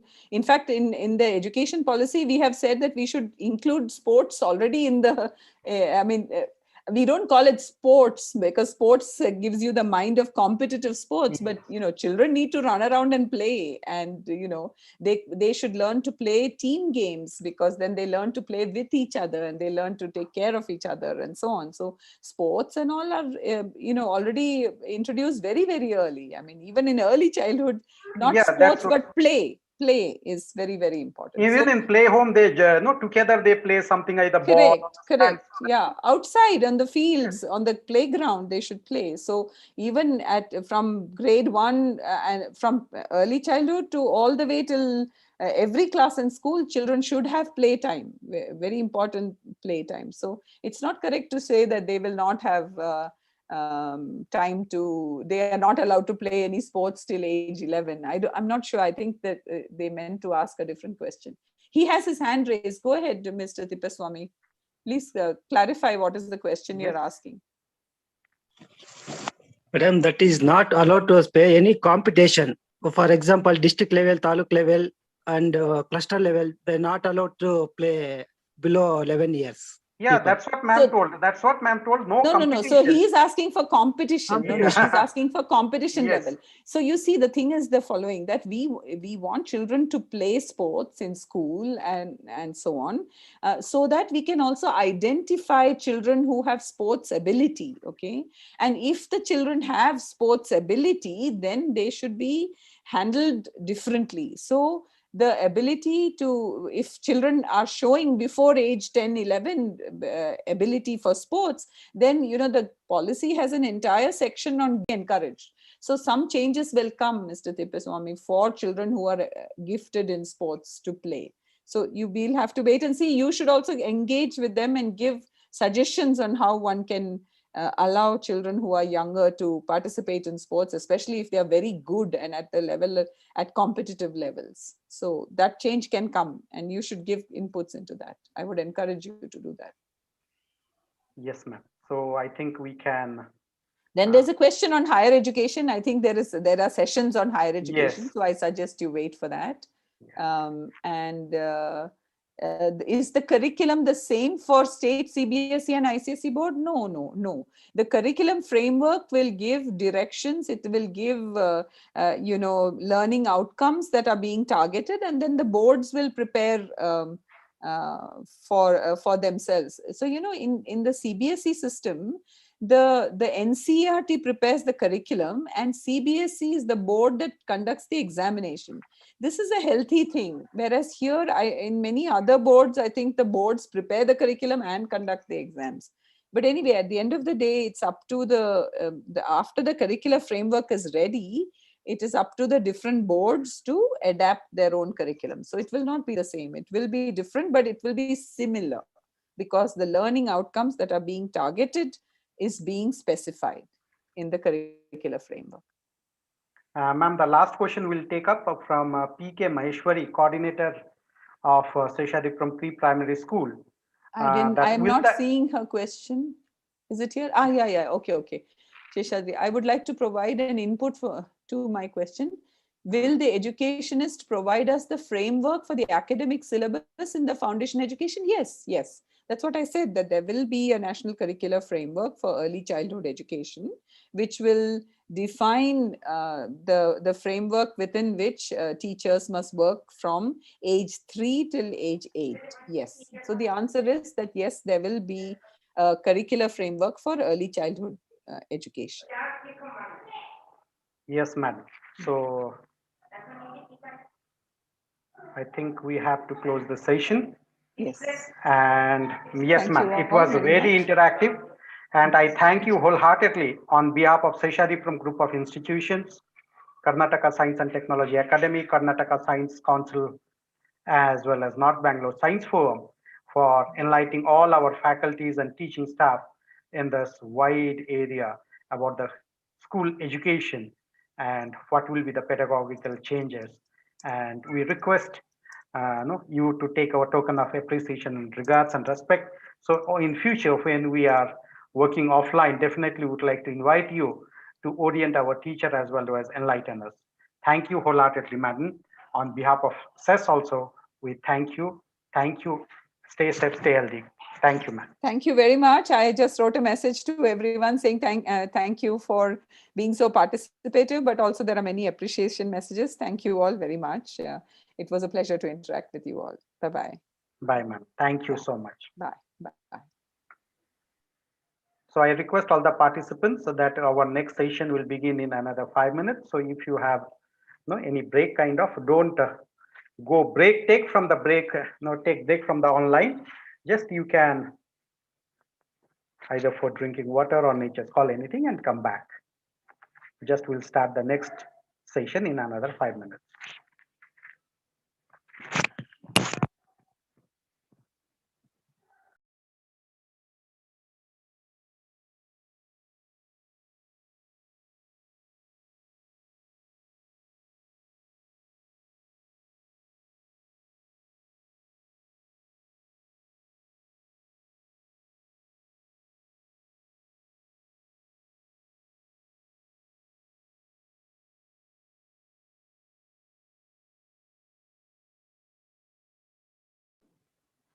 Request all the teaching fraternity not to leave. We have the next session. We have the next session coming up just in 5 minutes. And may I request Nagbhushan sir, are you from Seshadripuram Group of Institution? You can put in the chat box. Nagbhushana GS sir.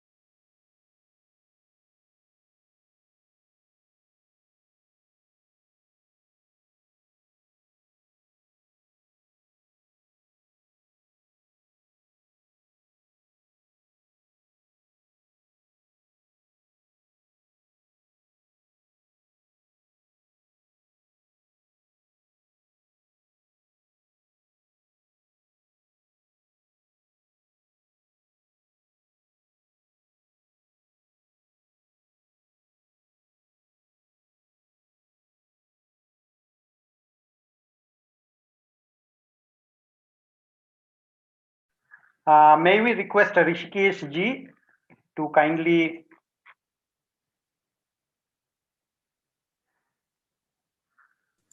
unmute himself? Hello, Professor Das. Good morning.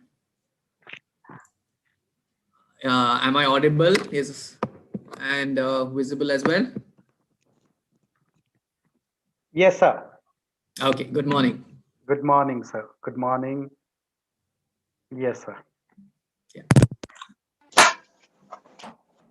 Hi, Rishi. I'm going to listen to you because I need to be educated by you. Thanks so much, Leena. No, in fact, I did listen a little bit because I wanted to ensure that, I'm not duplicating our session or your session. I didn't talk about teachers at all. I left it to you because you're the boss on that one. No, thanks. And, some bits of what you were presenting in the morning, I think is very useful for me to build upon. So thanks so much. How are you? Good. Thank you. Okay. We are live on YouTube, I think. So. Okay. Okay.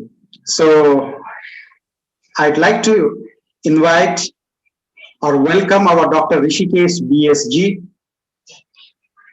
on behalf of Seshadripuram Group of Institutions, North Bangalore Science Forum, Karnataka Science and Technology Academy, and KSCSTA, Karnataka Science Council and Technological Education, for this National Education Policy implementation.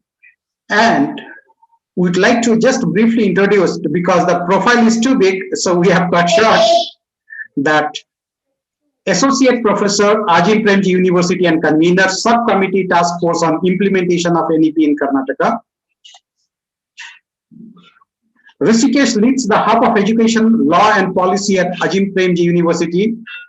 His research interests are in the domains of educational policies, assessments, and teacher education. He has done his higher education at Jawaharlal Nehru University, New Delhi, and specialized in ancient Indian history. He has been an educational researcher for over 2 decades. Of this, he has spent more than a decade with Ajim Premji Foundation, which allowed him to engage with the educational bureaucracy as well as teachers across more than a dozen states in India.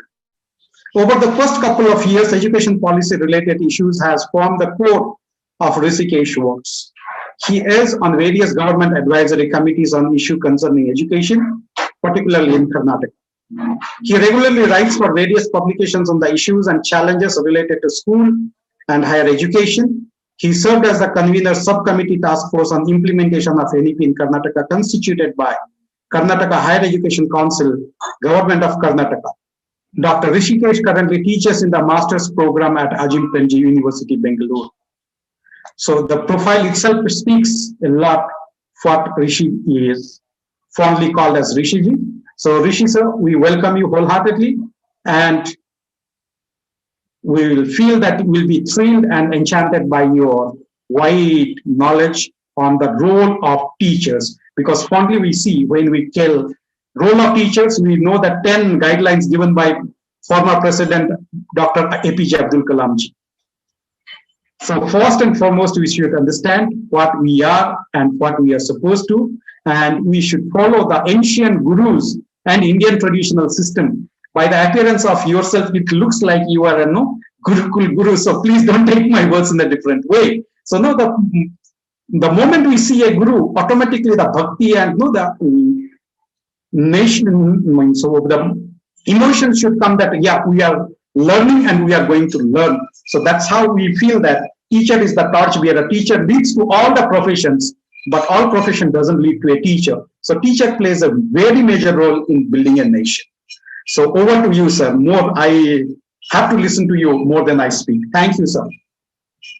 Thank you so much, Professor Das, for that introduction. I'm sure your words there has made my introduction much more than what actually it is. But thank you so much for those very kind words. I hope I'll be able to do justice. Thank you again for all of you for having invited me over. And it is really my pleasure that I'm here amongst all the teachers, all the way from the pre-primary and the primary sections of Seshadripuram institutions to the higher education sections of your institution. So it is my pleasure hence, and hopefully as Dr. Leena, I did listen to the last bit of her session, and she was thanking all of you for the interactiveness that was there. And I hope that whatever I share with you also would stimulate you enough to make the session as interactive. Though I hope I can take a couple of things from Dr. Leena's strategy to make the session of mine as well as interactive as Dr. Leena's was. Yesterday, Dr. Sridhar is presented. I was not able to watch the video either.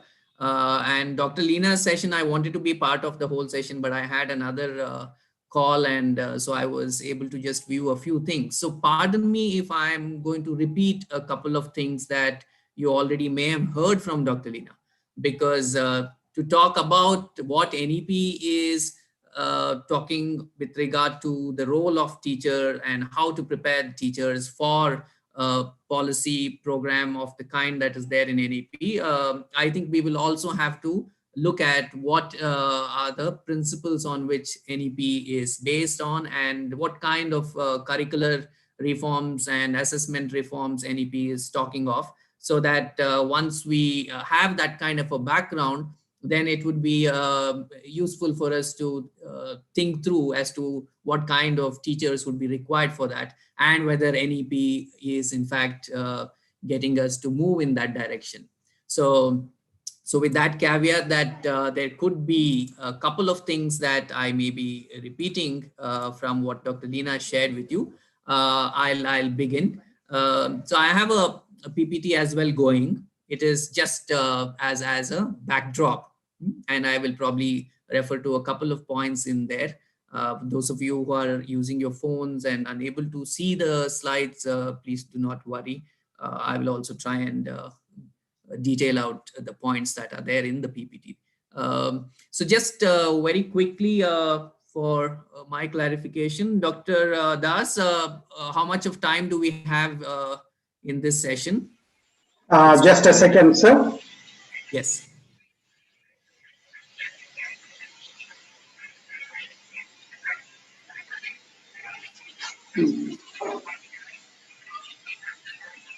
I 115, 130. Okay, so let me try and keep as much of time as possible for the Q&A, because I did see that you did spend quite a bit of time with Dr. Lina on Q&A, and I hope you are going to be just as curious on many other things regarding teachers. So I will try and limit my presentation to maybe 45 minutes, and then at least we will have a minimum of half an hour, or if it's 1:30, then up to 45 minutes for Q&A as well. So as I've titled this slide, I'm going to look at presenting to you the rationale in terms of the provisions with regard to teachers and teacher education that is there in NEP, and in terms of what are the implications that these provisions have on all of us teachers, right, as well as institutions.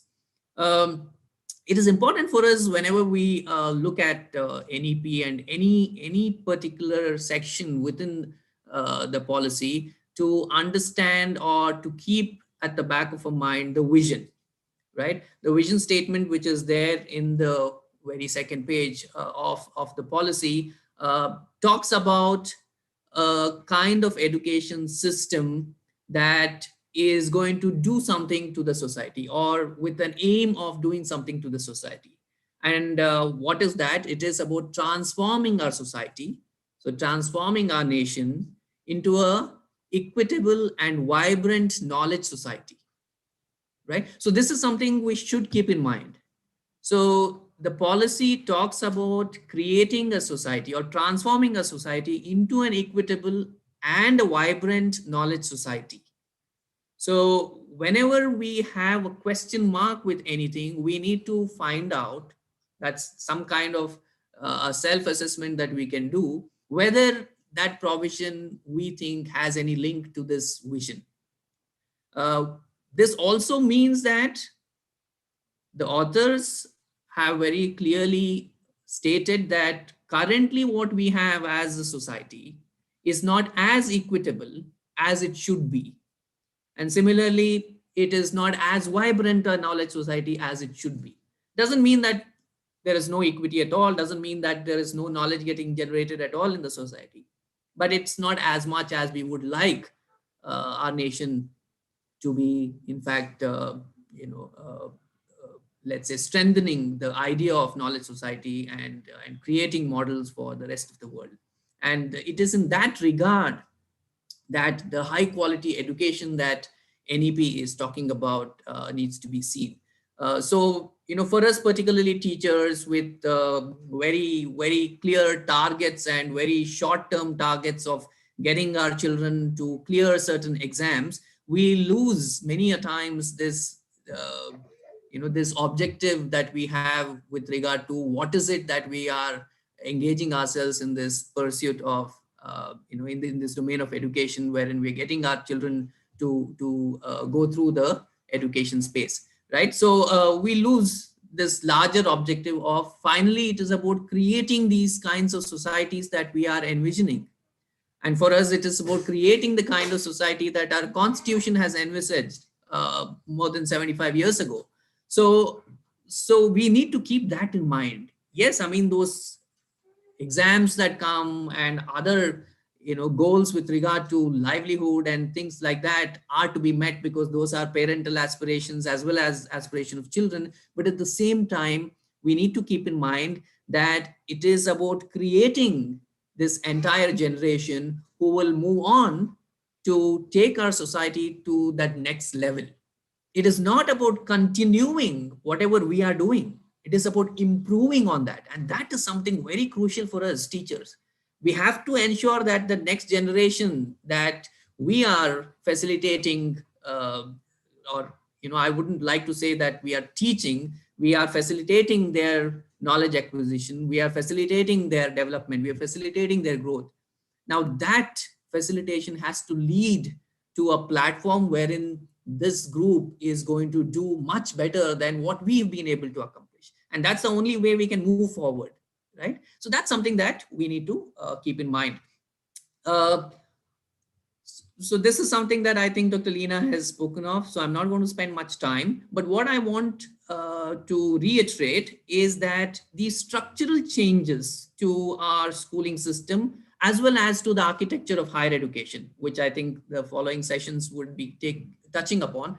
But the structural changes are with regard to having a longer period for foundational years, for the early years, right? And a lot more choices within the structure, particularly in the secondary school. And secondary school would mean all the way up to 12th standard. This idea of PUC is not part of NEP, because PUC is almost considering 11th and 12th into college, wherein NEP, like how it is done in the rest of the world, considers 12th standard as the end of school. So when we look at the way that this is restructured, as well as the new architecture for higher education, which is in the liberal arts framework.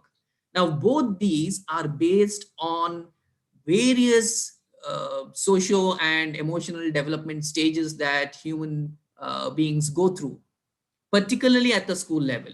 So, and it has got a lot to do with the kind of research that has happened with regard to neurosciences, right? The brain development related researches that has happened, particularly over the last 20 years, all that has been taken into account when these new structures have been presented as the way forward for our education system. So when we're talking about foundational stage and that entire 5 years from year 3 to year 8, one is in fact ensuring whatever needs to be done to help that rapid brain development is what is being suggested even in the curricular reforms, right? So that is the reason why, for instance, there is that marked shift from getting the students into the school and just getting them to listen to what the teachers are saying to a play and activity based learning approach. That pedagogic approach, wherein we are going to make play and activity as the centerpiece, is very, very crucial if we are going to support the kind of brain development that is happening in that early phase. Because if we don't do that and we continue doing what most schools do today, I wouldn't say all, I'm sure there are many teachers here who already do a lot of play and activity based approach, and in fact the entire pedagogy could be a discovery based one. But most of us in most schools continue to get our children to sit quietly on those benches and listen very carefully to what the teacher says and just repeat what the teacher has said. Now that is not going to take the children in the direction that NEP envisages of creating a vibrant knowledge society. It may create a certain kind of a knowledge society, which is, as per NEP, going to be insufficient by the time these children come into the real world, which is going to be 20 years down the line. So in 20 years time, you can just imagine as to what would be the world. I mean, it is sometimes very difficult to imagine. That is the kind of pace in which the world is changing. So we cannot do things the way it is done today. And that is one of the reasons why, in fact, the entire curricular reform and pedagogic reform has been suggested. I did listen to one question that a teacher was asking Dr. Leena as to how can you do only play and activity based approach with children. Well, the idea is that that is the way that the ecosystem has to be created, not that you do only play, but the manner in which we approach the curriculum will have to be based on play and this discovery based approach. Of course, many of us are not exposed to it. There are lots of professional development that we will have to undergo, we will have to take up. Now, these are things, of course, that will come in later when I speak about how is it that it's being planned. The other stages, of course, is the grades 3 to 5, that is 8 years to 11 years. Today, what happens in these 8 to 11 years is we start introducing concepts. Now, we should understand that at this point of time, 8 to 11 years, the brain is still developing, not as rapidly as it happened between up to 8 years. It is still developing, and this is still not the time to introduce heavy concepts. This is a time when you can actually prepare the brain to receive the concept slightly later, right? And that is the reason why the play and discovery based method is suggested even in this phase. that is grade 3 to grade 5. You have to continue that approach because the children are curious. You cannot stop their curiosity. You cannot ask them to stop quiet or not think, not ask questions. All that has to be encouraged. And at the same time, bring in a little bit of structure. If in the early years, we've spoken to them in 5-6 different languages in the classroom, right? That's the reason why NEP talks about many languages in the early years. NEP is not talking about teaching those languages. It is talking about bringing in many languages into the classroom, making it very, very dynamic. If a child in Karnataka is coming in with Konkani or Tulu or Kodava or anything other than Kannada, encourage the child to speak in that language. We may not understand it fully, but by encouraging the child to speak in its home language, one is you're building the confidence of the child. The child is feeling whatever it has learned so far for the first 3 years of its life before it comes to the nursery or for the first 4-5 years, that is also worthwhile. So you're giving that confidence to the child. And then it hears another child speak another language. It hears Kannada being spoken by the teacher. It hears English being spoken by someone. So all this, it goes into the child because the child's brain at this point of time is like a sponge. So as teachers, for us, it is very, very crucial to understand what's happening in a child's brain at this point of time. Many of you who would have, of course, done your B.Ed would have done these courses on child development, child psychology, and done some bits of this. But we should also remember, for those of us who acquired our B.Ed many years ago, there are many things that have developed or that have been researched over the last 20 years, which we would not have studied. And particularly with regard to neuroscience, there has been a lot of discoveries that have happened over the last 20 years. Now we should hence acknowledge that and be ready to look at understanding this more deeply by taking up some professional development courses and other support structures that would be available. From here, when you go into the middle stage, I think Dr. Leena would have spoken in detail about this. This is where you bring in the concepts. Now for 8 years now, right? The first 5 years of foundational stage, next 3 years of preparatory stage, you would have set the platform. Now in the middle school, grade 6, 7, and 8, you introduce any concept. The child's brain has been developed in such a way that it would be able to receive and internalize these concepts. By internalizing the concepts, it would mean that the child would be able to then use it whenever it is required. Not use it only for your exams, but use it whenever it is required.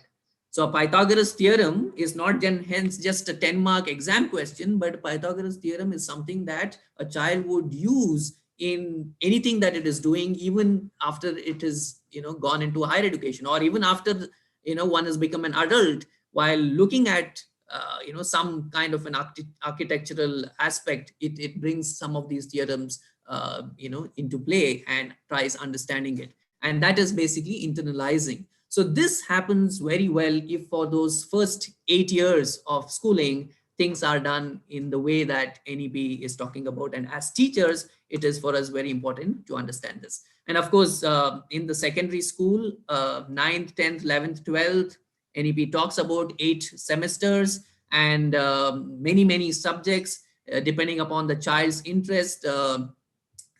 Subjects can be chosen, and at the same time some core subjects will have to be studied. So it is this is really what sets the right kind of platform to be able to go into a multidisciplinary university. A multidisciplinary university, for those of you who have an exposure or who may have studied outside the country, particularly in the Western nations, you would know that in the first initial year or two, anybody who goes into any kind of a course into a university would be studying some of the same basic courses, right? So the first 2 semesters, for instance, in most of these universities are the same. Whatever I have gone into the university to start to become an engineer, or if I've gone in to do a master's in history, we all 3 would be still in the same class doing some core course. Now for doing that, all children would have to have some basic level of understanding of each of these subjects. That is the reason till 12th standard, you need to have some basic subjects. You may do something extra in a subject. So maybe you like science, and so instead of doing just level 1 science, you do level 2 science also. Similarly, you do level 2 math also. Similarly, you may do level 2 history also, right? But science, maths, history, everybody should do till 12th. There can't be the streaming that we do now. In fact, from 11th onwards, we stream, and there is the art stream and the science stream, which basically means 2 years of some of these basic subjects are not learned by our children, where in the rest of the world, they are learning it till the time that they are 18. So when they come into college, their basic understanding of all these subjects is much more than what our children are getting. And that is what NEP is trying to realign to what the world does.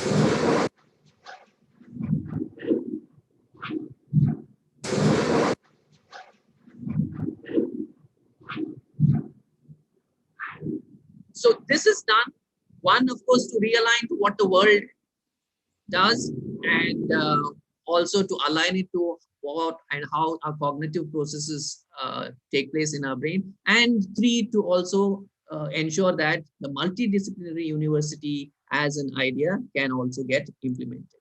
So this is what is the pedagogic structure that I wanted to also give a very quick background to. This is on my slide, a picture of the brain. Now, as we all have heard so many times, by the time the child is 8 years old, 90% of the brain development has taken place. Now, what does that mean?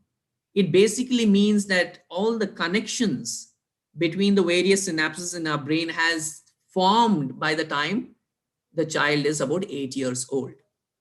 And the way it forms is based on what we do with the children.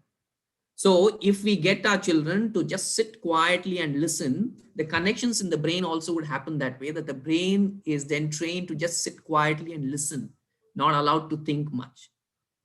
And that is how most of our schooling happens, which is why later on, when we try and get this brain to think out of the box, right? People, particularly in higher education, start saying, think out of the box, give us a different solution. Or when you go into the work world, it is said that, give us a new idea. This is a problem which we don't have a solution for. Think of it. Now, it's not very easy for that brain to think of it, because the brain has been trained to only listen. It can think of only ideas that it has been told, right? So another example is this whole thing of working in teams, which is something that is found as a big gap when you ask employers as to what is lacking in our graduates, that they can't work in teams. Now, if a brain from the schooling time has been told, don't look this side, don't look that side, don't talk to anyone, do your work, and continues till the exam, now you can't get that brain easily as soon as it enters the work world to start collaborating. That collaboration has to happen from the time that this individual starts interacting with other individuals. And so at age 3 is when a child comes into nursery, and that is where you begin. And that's the reason why you need the play-based approach, because while playing, children play with each other. Now that's part of slowly building these connections in the brain, which helps the brain to be ready for teamwork. Discovery-based approach is nothing but allowing our natural curiosity and using that as a pedagogic approach. So our brains are naturally curious, right? And that is why we always have children running here and there, trying to do something. But what is our reaction? Our reaction always is, stop, don't go there, don't do that, you'll get hurt, you'll get... Now that is stopping the curiosity, stopping that very natural discovery mode that we human beings are gifted with. Now what NEP is saying is that as teachers, we need to encourage that. We are otherwise in our system curtailing that. But now how do we just turn it around, saying that we need to encourage that? So that is what you will see in fact, very good schools, even in our country, even in our city. There are many good schools wherein you do see the pre-primary school teachers encouraging that discovery-based approach, allowing the children to work together and create things, to explore things, right? See, one thing is there which starts developing in our brain, which is called fear. Now, you will not see fear or any elements of it in a child between the time it is born to about 6 months or so, maybe sometimes up to a year. There is no fear. The child doesn't know. It can just fall off the cot or walk off your cot. It doesn't understand. But that fear starts building between 6 months to a year. Now that again is a natural defense. We human beings have have benefited a lot from this fear because it has helped us understand our limits of safety. That fear is there in our brain so that we understand up to where we are safe, right? Now when the child comes to school, one of the things that the teacher needs to do is ensure that that fear gets calibrated, in the sense we should not impose further fear on it, which unfortunately happens in our schooling system. We need to calibrate it to let it understand that there is safety up to a certain level, what is that and what it is not, right? So for instance, when a child comes to school, enters school, either nursery or class 1, we see the child crying, right? And it doesn't want to leave its parents. It doesn't want to come into school. Now why is the child crying?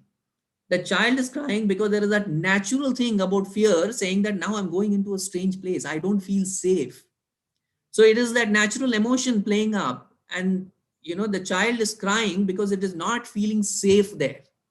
Now we think that it is just some separation anxiety from the mother and things like that, but actually in our deeper conscious, it is the child feeling unsafe because it's a new environment. The same thing when a small little baby is given to another whom it's not used to, it starts crying, right? These are all very natural things. Now when the child hence comes to school, what is the role of a teacher?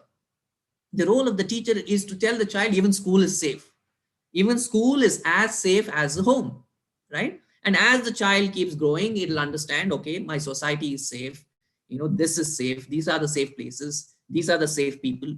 Now, this understanding what is safe and what is dangerous is built not by adding more fear, but is built actually by removing the unnecessary fear. Now, as pre-primary teachers, now that's a very, very big job. And that's in fact one of the most important roles that a teacher needs to play, to remove that unnecessary fear. Now, once that unnecessary fear is removed from a child's mind, then the child starts doing many other things that is naturally that it is equipped with. Now it will start solving problems. It will start thinking logically. It will start using different colors. It will start playing music because the brain is continuously searching for these things. And as and when you provide all this material, it starts using it. So this is what it is meant when we say a play-based, a discovery-based approach, that you create that environment. You don't teach. You are supposed to create that environment, and you need to facilitate. You need to understand what is the child needing now. What does it require in a group, right? And slowly bringing in a few other ethics, right? So for instance, everybody speaking at the same time, nobody can listen. So how do you give each one their turn in speaking? Now these are small things that need to start happening at this age itself, right? So it's not that there is chaos everywhere and everybody is doing everything whatever they want. There are slowly some rules also that the teacher will start forming. Now those rules, again, if you look at good schools, what does the teacher do? The teacher doesn't just say these are the rules, now you better follow. If you don't follow, I will punish you. That's not the way it happens in good schools. In good schools, now once the children have felt safe, which is very important, when they start feeling safe, they feel happy. When they start feeling happy, then they're open and they're sharing and they're also listening. So once you're able to build that rapport, then you start getting the children to sit together with you. And you would have seen that this whole idea of, as soon as the children come, you have something called the circle time. In the early year classes, you all would have heard of this, and many of you may be using the circle time. Now, what is the circle time used for? Circle time is used for many of these things, that you bring in everybody together, they're all sitting at one place, and then you also discuss with them rules, right? One of the rules is that, okay, when we are in a circle time, only one person speaks at a time. If another person wants to speak, please raise your hand, right? Now, these are the things that you get it out from them. So if all speak, what happens? We can't listen. They will answer. And once the rule is coming from them, then obviously everybody would follow it much more. rather than only I telling that this is the rule, nobody speak. Every now and then they forget that rule. But if the rule has come from within them, then everybody follows it. So this is again, as a teacher, how can you be a democratic teacher is another very, very important role if we are thinking about NEP provisions. Because these things will have to evolve democratically. It can't come in from me, the teacher, as a dictator, because then it's only when I'm there that the rule will be followed. The moment I go, everybody is jumping and screaming out, right? So, but then in good schools, you will see that whether the teacher is there or not, it doesn't make a difference. The children are continuing with their exploratory ways. And why is that? That is because there is a democratic platform that has been created within those classrooms. So I, as a teacher, now how do I equip myself to become this democratic teacher? Because this continues, this then goes on many things. For instance, even with regard to other ethics, what is right and what is wrong? This is a very big question, right? Even as adults, it's difficult for us many times to distinguish between right and wrong, because we've not been taught where or what kind of evidence to look for. Somebody sends something to me on WhatsApp and suddenly I believe that that's evidence, and I then start making my opinion on that. Now, if from this early age we are taught about evidence, different kinds of evidence, which evidence could be a better one than another one, then I would be able to take those calls, right or wrong. And also this idea that right and wrong is not just in two boxes. For some people something could be right, for some other people that may not be right? But then understanding as to hence how do we agree, what kind of negotiation then do we do. Now all this finally builds these aspects in a child who is just about 5 years old, those aspects which later on will help this child create the kind of society that NEP is talking of with regard to what we want the Indian society to be, right? So there is a lot of, in fact, work that particularly those of us involved in the early years as teachers, we have to do, because all this get settled by the time we are about 8 years old. 90% of these kinds of connections happen. Now, that doesn't mean that, well, I was unfortunate, I didn't get that kind of education, I can't change at all now. One can change all the time, but that change is much difficult. For instance, as many languages as you introduce in the early years, my brain can pick up. But then later on, I'll have to make that extra effort if I want to learn those extra languages, right? So similarly, teamwork, collaboration, thinking out of the box, all these easier for me to grasp and internalize if it is given to me in my early years. So this is something which is very, very crucial for us. Now, as we go on, what does NEP talk about in terms of the curricular reforms? We'll not go into each of these in depth here. We will look at as to what then hence we as teachers need to do. But one of the curricular reform points is that we need to focus on the core essentials. What does core essentials mean? Now, in fact, because of COVID, over the last 1.5 years, a lot of our curriculum has anyways got truncated, right? And we are picking out things which we think should be done. And sometimes there is an arbitrary slash of the syllabus saying that, okay, 70% is what we're going to do. How do you remove the remaining 30%? You just take out some chapters in each of the subjects. But that's not what NEP is talking about. NEP is also talking about reducing the curriculum, but it is not saying that, okay, you just remove any 30%. It is saying do it from the, from a bottom-up principle, that you look at what is essential in each subject. And what is essential in each subject, that becomes the core. Now, this core essential is what has to be taught, right? The rest of it, one needs to see as to how much of time one has. So if you take an example from history, now you have chapter after chapter after chapter on kings and queens and different wars and things like that. Now, that is overloading the curriculum with information. There was a time, maybe 30 years ago, when this kind of information would be available only in the textbook, only from the teacher. But we are not in that era anymore. I mean, even children use their phones to go on to Google, even if they don't have a computer. Even children from rural areas do it, right? And more it will happen. Today, maybe this advantage is more with the urban children. And of course, since I'm speaking to Seshadripuram institution teachers, majority of your children probably will have access to the internet. So the content is there. What is it then as a history teacher do I need to engage my children with? Engage them to understand as to which of that content is genuine and which of them is not based on good reason, or which is not based on sound evidence. That is what I as a history teacher need to be focusing on. That is my core essential. Where do I find evidence? And if there is more than one kind of evidence which is contrasting, then how do I decide which is better one? This is core essential. So of through the 12 years of my schooling, as I study history, of course, using different content as well, what I finally need to get out of my 12 years of studying history is this core essential: being able to identify good evidence, right? Being able to ensure that what I have as an opinion is based on that good evidence, not whether I remember when Maharana Pratap fought his final battle or when Taj Mahal was built.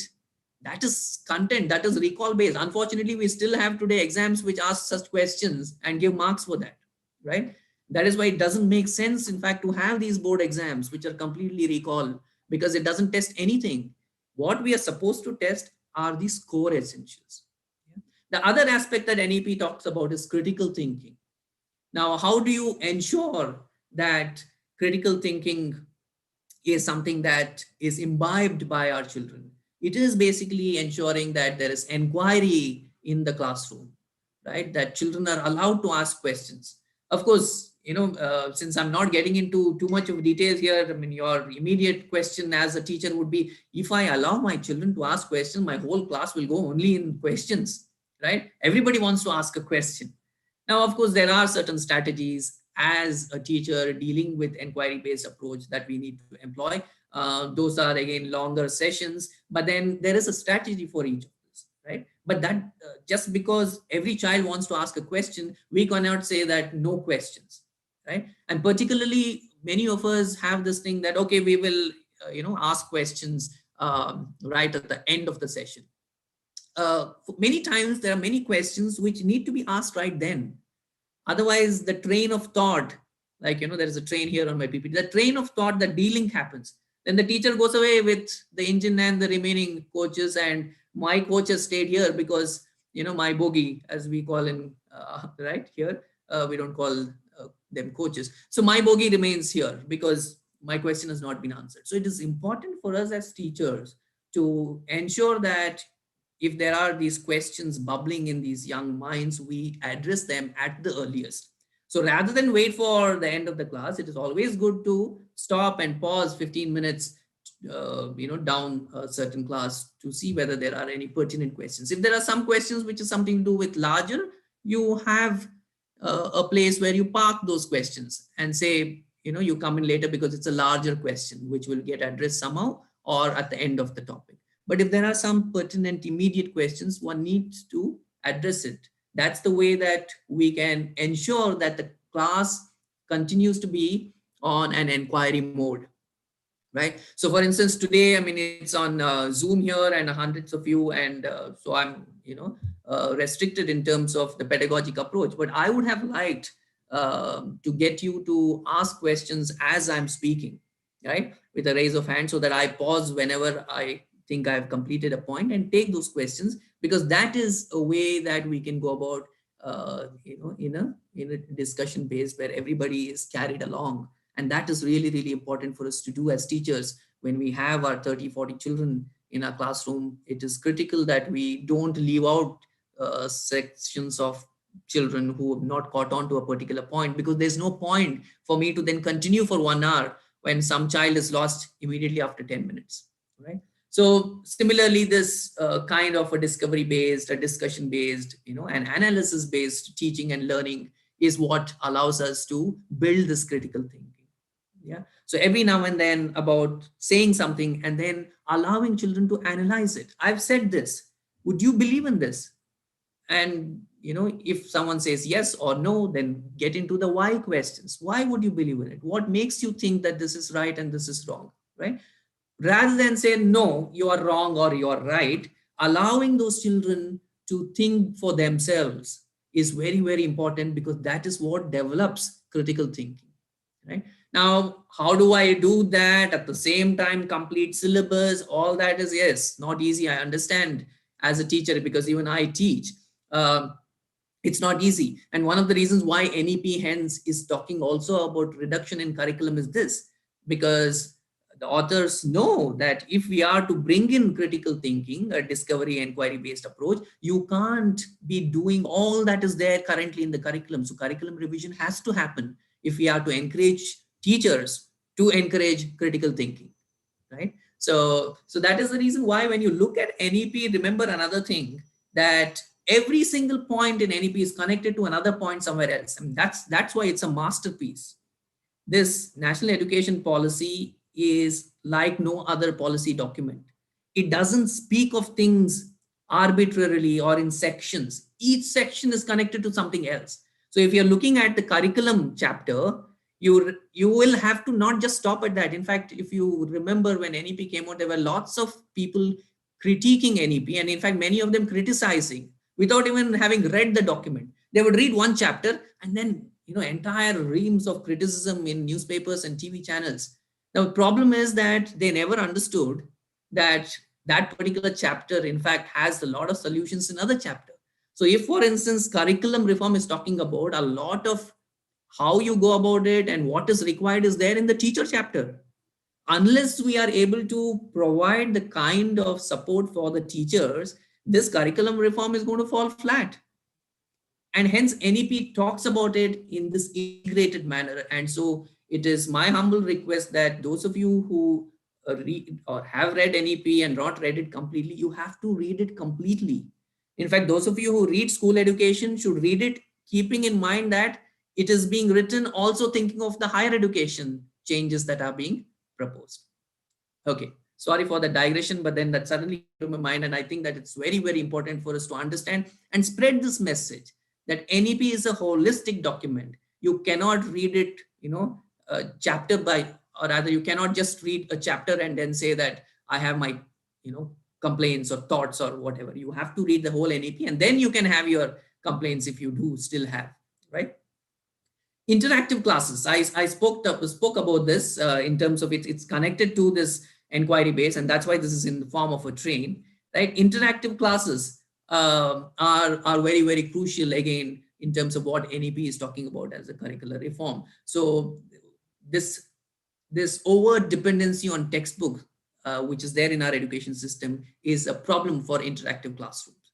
So at best, you should have textbooks more as reference material for teachers, and the rest of it in the class has to be on discussion based. And of course, all the way till the 12th standard, this learning that children are undergoing has to be in an experiential form. There has to be lots of projects. There has to be lots of hands-on work that children do to learn.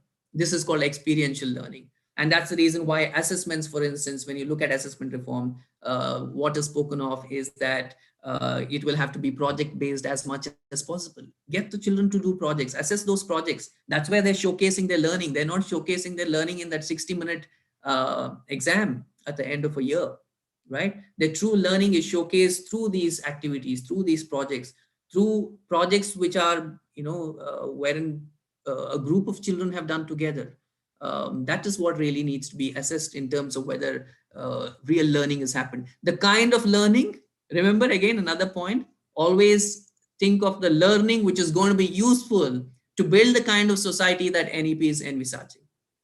Because that is what one needs to be really always looking out for, not whether that learning is going to help the child clear a board exam.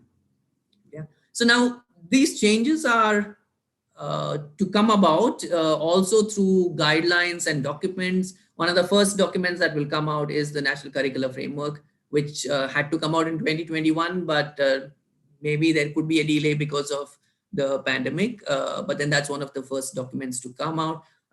So National Curricular Framework would also have the ECC Curricular Framework, which Dr. Leena was referring to. We already have a certain ECC curricular framework which came out in 2018 by NCERT. It has a lot of the discovery-based, play-based. But then National Curricular Framework would, revise that further, and that is going to be also something now that is going to be carried on throughout the entire school curriculum. And we as teachers need to hence equip ourselves with this curriculum, and hence we need to build our own professional capabilities. And for that, again, there is the National Curriculum Framework for Teacher Education that is going to come out very soon. And though we may not be directly benefiting from that since we are all already teachers, but those teachers who are going to come into the domain now from the teacher education programs would in fact be benefiting from that, because it would be aligned to the curricular reforms and revisions that has happened. I'm going to take another 10 minutes maybe, and after that we'll get into a Q&A. So, transformation of teacher education, is closely linked to this transformation of curriculum and pedagogy. So there has to be this scientific temper. I did hear Dr. Das speak about many science networks and members of that network here. And, this reform of the curriculum and pedagogy does talk about scientific temper. Now, scientific temper is something that's been spoken about since the last 75 years. But the problem is it is being spoken of as some, separate thing or something that would be just done in science. Now, what NEP says is this scientific temper has to be the bedrock in terms of what in school, right? Along with that, of course, sense of aesthetics, ethical reasoning, our own deep knowledge of India, which again, we all know that, as time has progressed, we won't look enough back into the, roots of our civilization. And all this needs to really come into the curriculum, not as some separate sections or some, small extracurricular activities. All this has to be part of the curriculum. So how do you ensure there's scientific temper while you teach history? And it's not just about scientific temper while you are looking at chemistry and the various experiments that you do, but while you are studying history and understanding the past, how do you bring in scientific temper? How do you bring in sense of aesthetics when you are doing mathematics? Sense of aesthetics is not just something that you do in humanities, right? So these are the things that NEP is talking about, and these are the curricular and pedagogic changes that we as teachers need to familiarize ourselves with. And of course, it all not going to happen overnight. It is going to take some time. It is also going to take effort from the teachers in terms of how do we do this? How do we, for instance, integrate the curriculum? We're all subject-based teachers usually in our system until at least primary. We do teach more than one subject, but then from the middle school onwards, we are subject-based teachers. So how do we integrate one subject to another? Now, for that, there has to be lots of space created within each school for teachers from different subjects to engage. Today, unfortunately, we have silos, right? We all maths and science teachers sit together, social studies teachers, are together, language teachers are together, particularly in larger institutions. Thankfully, in smaller institutions, we have the same staff room and we interact. But larger the institution get, we start creating these departments. And then these departments themselves become, mini institutions. They don't even talk to each other. Each one has their own annual day and things like that. Now, what NEP is talking about is again based on a lot of cognitive research that's happened, that when we integrate these subjects, learning happens better. In fact, just as an anecdote, one of the authors of NEP, members from the Dr. Kasturirangan committee, Professor Manjul Bhargav, he teaches in Princeton. Now, one of his most popular courses is math and magic, right? So he teaches magic, and through that he teaches mathematics. Now, that is, of course, integration at its best, but one cannot really aspire, not all of us can aspire to do what a Fields medalist can do, right? But then we as teachers can definitely think about in what other ways can we integrate with other subjects. Can I speak to, if I'm teaching geography, can I speak to my teacher who's doing physics or chemistry and see as to what is it that he or she is doing, and connect it to what they have done or they are currently doing to what I do in geography, so that the children are not studying these subjects as they do now, separately. Geography, I just study geography. I don't think about anything that I learned in physics, anything that I learned anywhere else. I study only geography because these are the 5 questions my teacher has asked, and no integration. And studying these subjects like this after a board exam, that's the reason why we can't remember anything, because we've not been able to internalize it. We've not been able to internalize it because we never integrated it while we were learning. The other thing is, of course, no separation of these subjects based on what is important. Today, for instance, math and science is important. As the exam comes closer, sports is taken away, maths is done on the day that you have PE, right? Then slowly arts is taken away, all the drawing and all that, because you have to do science extra because there's an exam coming up. Slowly, there are times when actually even many subjects from social studies is taken away so that you can do extra science and maths. Now that kind of hierarchizing that has happened with regard to what we do in school has led to serious problems with regard to what our students are capable of doing. If that hierarchizing was not there, and if you look at how mature education systems operate, you will see that students together are as brilliant in these different domains. There are brilliant literature students who are at the same time brilliant scientists. They are able to recite poems of many great poets, write their own poetry, at the same time do some absolutely fabulous discoveries in science, right? Because their interest, whatever they're interested in, has been enabled. And that's really what NEP is talking about. Don't hierarchize the subjects. And that's the reason why, for instance, going forward, there cannot be a NEET exam, which is testing only your mathematical abilities to give you an entrance into engineering courses, right?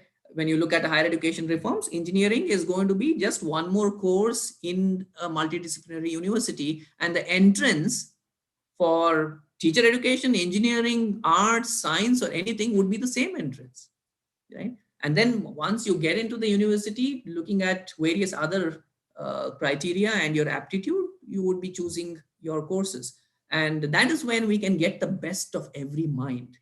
That is when we can get the best of researchers in our country who can create new knowledge. We can get the best of engineers who can give us solutions to the problems that we have, not just continue building the urban jungles that we are building, but rather bring in aesthetics, right? So these are things that are possible if we at a very early age, and particularly at the school level, are able to do these things. Integrate the curriculum, do not hierarchize the subjects, do not separate curricular and co-curricular. Every child is expected to participate in subjects such as music and arts and theater. It's not going to be an extracurricular. There is going to be same weightage. You can earn the same credits that you earn maths. If maths is going to give you credits, 3 credits, right? You can get 3 credits even from theater. And that is how the assessment reforms are going to happen.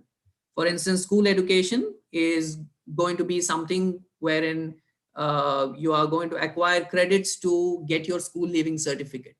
So these credits are acquired depending upon the subjects that you take up. And there are some core subjects. Everybody will have to, for instance, engage in vocational education.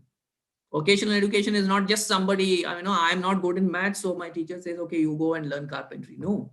I mean, if carpentry is available in the school, then every child is going to be introduced to carpentry. Because through carpentry, there are many other things that can be learned. I mean, if you really integrate it, you can learn geometry through carpentry, right? You can learn some aspects of botany as well through carpentry, the kind of wood and various other things. So there is that integration that the curriculum is going to bring about. Now, integration hence even in the vocational and the academic streams. And we as teachers, for us, how do we handle this kind of a flexible curriculum is really the big question. For that, we will have to really equip ourselves with a lot of certification courses that would be there. In fact, many of them which are already there on the Diksha platform, right? We need to go look for it, depending upon what is it that we would like to equip ourselves, take up those certification courses, and slowly build our capabilities to be able to deliver what NEP is talking about. Assessments, we will not get too much of time today, but again, NEP is talking of board exams being just one of the assessments. They will remain for some time. They will become redundant once the other assessment formats become stronger. So when you have a holistic 360-degree report cards getting generated, then fewer and fewer people will have that kind of a demand for board exams. And so then board exams will just become one more kind of exam. So this is the assessment reform. There's already a national testing agency that is there, which is thinking about various kinds of entrance admission tests. There is the National Assessment Center. There is PARAK, which has been created already, which is performance assessment, review, and analysis of knowledge for holistic development. Yeah. So these all have been set up. Many of this has already been there, and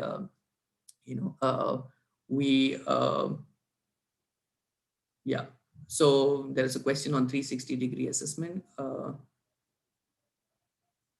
Yeah. So see, there are some questions that I think each one of you will have with regard to some of these. Now, when we say 360-degree assessment, it's not that a teacher's assessment of a child and a child's friend's assessment also would be considered at the same level. These are different weightages that one will have to give. Now, a teacher's assessment obviously will carry far more weightage. 70% of the weightage is with regard to teachers, right?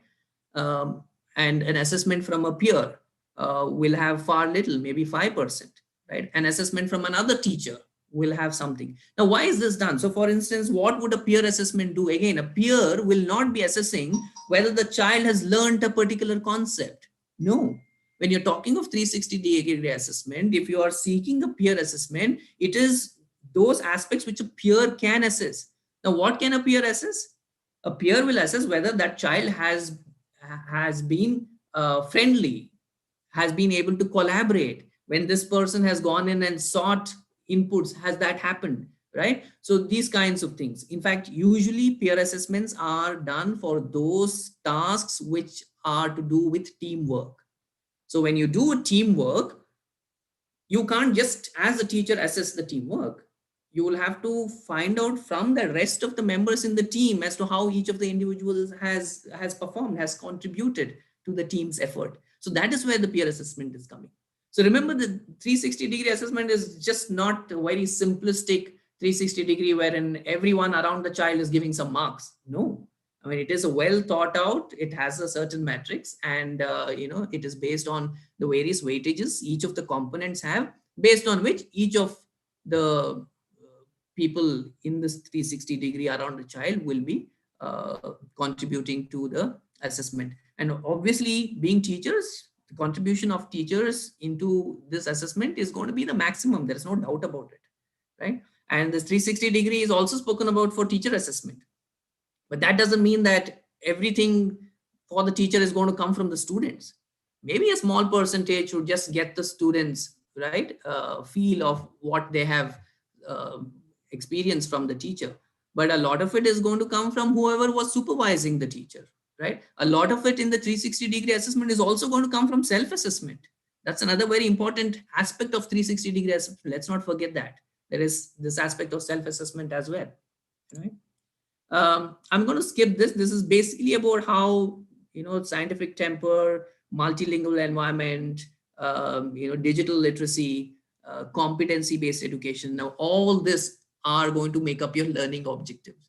Now, when these are your learning objectives, obviously we cannot be training our children to just write that board exam, which anyways is a useless exam. I mean, I would like to stick my neck out here and say that there's nothing in our education which is as useless as a board exam, particularly at the 10th or 12th. Because after teaching, or after a child has learned for 10 years, in 60 minutes, you want to certify them whether they have learned a particular subject or not. I mean, nothing can be as ridiculous, right? It's completely simplifying something which is far more complex. So good education systems hence do not have board exams.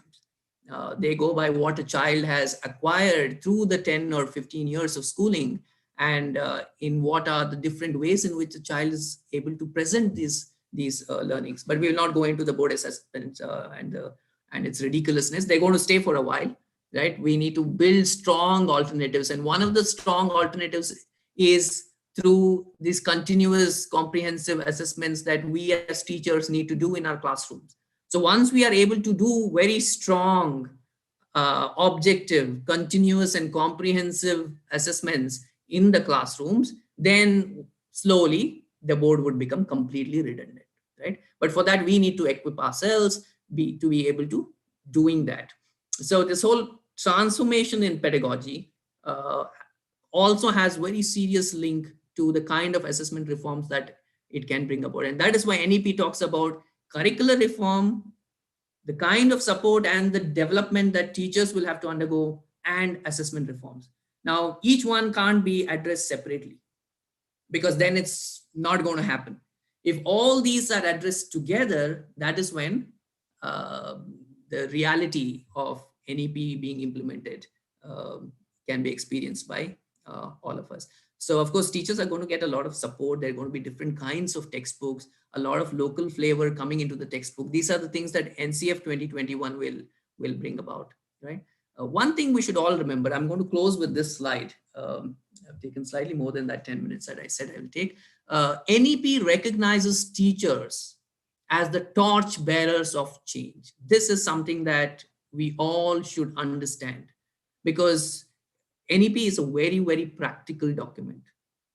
And that is the reason why this very practical statement is there in bold in NEP. That without teachers being the torch bearers of change, no change can happen in our education system. Right? It has to be them who will drive this change. And for that, whatever one needs to do with teachers has to be done. And there are many things, right? For instance, at a broad level, policy level, ensuring that the pupil-teacher ratio is something that the teacher can manage, not giving teachers 50 children, 60 children in a classroom. What kind of a discovery-based approach can I do with 60 children in my classroom, right? So ensuring that the RTE norms are fulfilled is something at a policy level that NEP says should be addressed first. Even before we tell teachers to acclimatize themselves to the various provisions in NEP, one of the things at the policy level is to ensure that there are enough teachers, right, across the country. And this is particularly in public schooling system. I don't know about all private institutions, but I'm sure Seshadripuram institutions will have adequate pupil-teacher ratio. But many schools in our country do not, right? So at a policy level, that's a very important thing. In a public school system, there is this whole transferring of teachers every now and then. Now, that is again something that is not going to help. So teacher transfers being open, being transparent, and done when a teacher actually requires. Now, those are some of the policy level changes. We'll not go there, because I think what is of interest for you is this teacher career development. NEP talks about merit-based structure. It's not just the years of service and you have a certain promotion from a junior teacher to an assistant teacher to a full-time teacher. It has to be merit-based. It will have to be based on assessments and the contributions of teachers. There is also this provision that NEP talks about, that if there is a very good teacher, after teaching for about 5 years, if the teacher is coming up with such innovative solutions that can be in fact scaled up, then that teacher is underutilized by being there only for that one classroom of 30 children. That teacher will have to become a master resource person. That teacher will have to move into a teacher education institution. So teachers who are able to come out with innovative solutions will have to share those innovative solutions with more number of teachers. And hence this career progression in NEP also talks about teachers being able to move from teaching to become teacher educators, right? So currently it's a very linear progression. Particularly if I'm teaching nursery, I can never imagine to become a teacher educator, right? Until probably I'm retired and almost about to die, because that's how many years it's going to take. But NEP is talking about if there is a very good nursery teacher, That nursery teacher is the one who's supposed to go to teacher education institution and teach other nursery teachers. There can't be somebody who's just done B.Ed or an M.Ed after that to go and become a teacher educator, because that person probably wouldn't have taught at all in nursery. But this teacher, if she's taught in nursery and spent about 5 or 10 years, then and showcased, her merit, then a very good candidate to become a teacher educator. In fact, good universities already do it. They don't look for your qualification of whether you have an M.Ed or not. I mean, if you are good and you showcase your potential, you are taken in as teacher educators from being teachers. So those are the kinds of career progression that's spoken of. The continuous teacher professional development, what NEP says is that it should be very flexible and very modular. I don't know how Seshadripuram institutions go about its professional development, but at the public education level, currently it is a 20-day program that gets decided in Delhi, and it just flows down to the states, and every state gets every teacher to go through a 20-day program every year. Just so much of money just down the drain when we do it this way, because training is given, again, as Dr. Leena was saying, a very poor word, training, but then that's exactly what it is. Training is given to teachers who are already even better trained to do things that are there in those modules, right? Better trained probably than those people who are coming in for training. So training is not how one builds professional capacity in professionals like teachers. Teachers are professionals, and that's what NEP says, that they are professionals. So we need to really treat them as professionals. So treat them like how you treat the doctor, how you treat the engineer, how you treat the lawyer, because the teacher is just as much a professional, right? Of course, today to say treat them just like how you treat the doctor is also problematic in our society, wherein we've got doctors who've been assaulted during the pandemic. I mean, this is unfortunate, but then this is also symptomatic of what is the underlying things that are there in our society, right? So, but then teachers are professionals, and any professional development course hence has to be flexible, which means the teacher needs to have the choice of what is it that he or she wants to develop professionally in. It can't be somebody sitting far away deciding that I need to go through this 20 days. And so when you say modular, again, it can't be 120-day training. It will have to be different certificate courses. It will have to be maybe a 3-day course, 5-day course, a 10-day course, a 3-month course, right? These are the different things that needs to be available for teachers. They'll have to be available in blended mode so that they can continue to teach. And during the gaps or breaks, you have these face-to-face sessions. And through that, while they're working, they can also acquire these professional certificate courses, right? So this is what is a flexible and modular approach that NEP talks about for teacher professional development. And in fact, to professionalize teaching, NEP suggests that in the next 10 years time, the only way that one can become a teacher should be through a 4-year integrated undergraduate B.Ed degree. 2-year diploma or a 2-year B.Ed should not be the qualification or the key qualification. It will have to be a 4-year integrated B.Ed. And that is when you can ensure that even before a teacher is coming into the teaching space, a lot of what a teacher needs to equip oneself with is already there. But then it's a 10-year reform through which that's going to happen. And of course, there's a provision for a 2-year B.Ed. If undergraduation is done and then you're still wanting to be a teacher, you can do a 2-year B.Ed as well, but which would mean 4 years undergraduation and then a 2-year B.Ed, right? Otherwise, you do a 4-year B.Ed, because all undergraduation programs are supposed to be 4-year programs. And then, of course, high quality material for teachers in different languages is another big area that Ministry of Education will take up. Again, as Dr. Leena was saying, funds is going to be a big issue in the coming year or two, given what's happened over the last 1.5 years.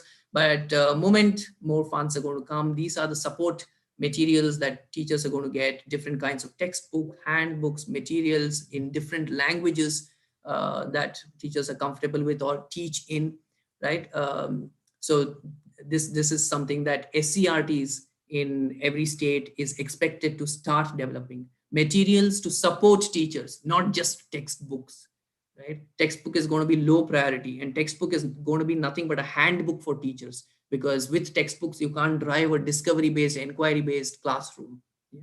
And finally, of course, at the overall structure level, the SCRT is there. Then of course we have the diets, we have the BRCs, we have the CRCs, currently catering mainly to the public education system. What NEP is saying is that we should not distinguish, we should enable all opportunities for everyone in the domain. So if there is a diet, the diet should be able to offer courses for all teachers in that district and not just government school teachers. Maybe government school teachers are getting those courses free, and institutions maybe will have to pay for their teachers. So those are different things that can be worked out, but then these structures have to be strengthened so that they are always there to support the teachers, right? So this teachers as the torch bearers of change is the message I want to leave you with. We can get into our question and answers now. Because that's the big idea in NEP, that without teachers leading the change, none of these changes that NEP is talking about is going to be really truly possible. Yeah. So thank you. I'll stop here, and I hope there are questions.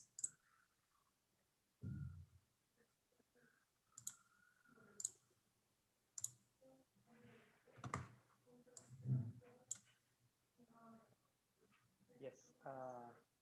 So I'd like to request all our esteemed colleagues and faculty to please ask questions in the chat box, so that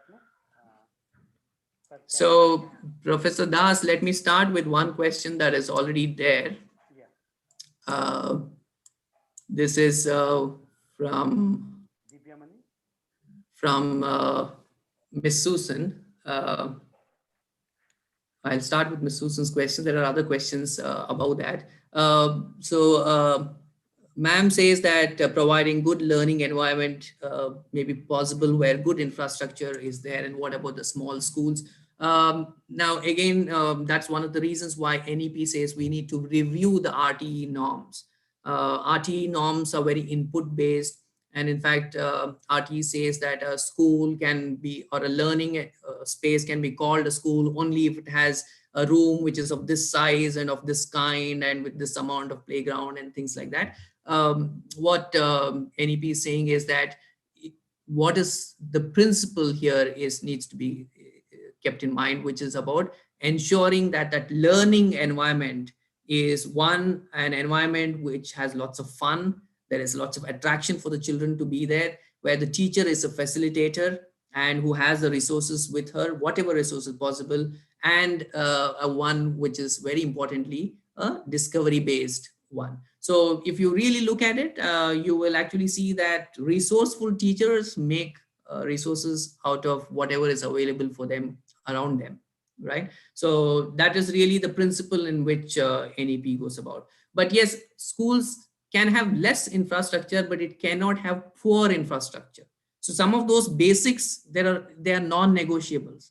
For instance, you cannot say that there will not be a toilet in a school. Toilets, in fact, toilets for teachers, toilets for children, clean water in those toilets, clean drinking water, absolute non-negotiables. Similarly, a roof which is not leaking, which is not collapsing, and sheltering the teacher and the children from the weather hazards. These are non-negotiables. But beyond that, some school may have a science lab. Some schools may all the way have a language lab. I'm sure you all would have heard of these labs, right? But smaller schools, even a science lab may not be possible. But that's fine. I mean, there are different ways in which we can build curiosity with regard to science amongst children by low-cost materials. And that is really what the teacher will have to get equipped with. So if I'm in a small school and I'm a science teacher, one of the courses that I'll be looking up for in Diksha or in any of these modules is to see as to how do I do science experiments with my children with low-cost material or with material around me, right? So I need to take those decisions. And that's really what NEP is saying. The teachers are the torchbearers. You need to take the decision. It can't be something decided by someone sitting far away from you in terms of what is the capacity development that you need to have, right? So in some sense, this infrastructure question, yes and no. Basic hygiene, non-negotiable, has to be there. But those extra facilities, yes, there are some who have the advantage of some of these labs, some we will not, and we will have to see how do we acquire those advantages for ourselves. Professor Das, can I go into some of those other questions that are there in the chat box? Okay. Yeah. Yeah, thanks. So ma'am, Miss Divyamani, ma'am is asking about coding and coding being taught at middle school. Will it be compulsory? Will it be covered under skill development? See the way, if you read what is there in NEP, it talks about coding being a useful language to learn. Coding is in fact a language, right? People need to understand that. What it helps our brains do, it helps our brain to think more analytically, because coding is an analytical process, right? So that is the reason why NEP says that from 6th grade onwards, wherever possible, introduce coding as one of the regular subjects. So it's not that you understand how to code and everyone then wants to become an engineer. No, even as an artist, for me, coding would come of use, because my brain is, getting stimulated in a certain way, which would help me even as an artist. And that is what NEP is talking about in terms of how coding is an essential subject, because it has those benefits that all essential subjects have, right? So it says introduce coding from 6th onwards wherever possible. Now, it may not be possible that, every single school in the country can have coding as a subject. We may not have enough number of resources for it. And that's the reason why, again, the school complex is thought of, particularly for the public education, so that at least in these core schools of the school complex, there would be all these facilities available. There would be resources for coding, the teachers required for coding. So the 10 schools around the school complex then would be able to benefit, right? So some of these can't be in every school, but the reason why coding is being spoken of is the advantages that learning this subject has for all of us, because it helps our brain to train in a certain way, which otherwise it may not be able to do as well. Yeah. So Nandaraj sir is speaking about complete transformation being a big challenge. It should be carried out in a micro level. And what are the plans in the in training the teachers? And I think this question came slightly before I spoke about. I spoke the last few things that I did in terms of training. So, sir, yes, again, there is a whole lot to be done from the government side also. Many things that are already being done. In fact, if you look at the Diksha platform, you will see the number of things that are already up there. For those of us interested, those teachers, we can, in fact, go online and, learn ourselves. But then a lot more courses need to come in. Many training support structures need to get strengthened. Our SCRTs have to get strengthened. We don't have enough resources in the SCRTs. Our diets have to get strengthened, right? So that tomorrow, Seshadripuram management decides that Yelahanka schools, your schools, and some teachers from there needs to get a certain face-to-face training. They need to they just need to inquire at the diet as to, maybe the Dodbalapur diet would be closest. What is it that is available for teachers in terms of a professional development, and, be able to get the services of the diets. Now, this is the next 10 years of challenge for all of us in ensuring that these support systems are strengthened. One, ensuring that there is that focus from the government and the department, ensuring that the funds come in, and ensuring that we strengthen it in such a way that teachers actually benefit from these institutions. Today, we all know that we hardly look into a diet right? We hardly go to the SCRT, but these are in fact, as per our structure, places where we teachers have to go to for support. So they have to become of that kind that we then feel like going there to seek the support. And that really, sir, is, yes, is a big challenge where we need to focus. And one of the big focus areas from NEP in terms of what the departments have to do would be this, strengthening all these various areas through which teachers can then start looking to get the support.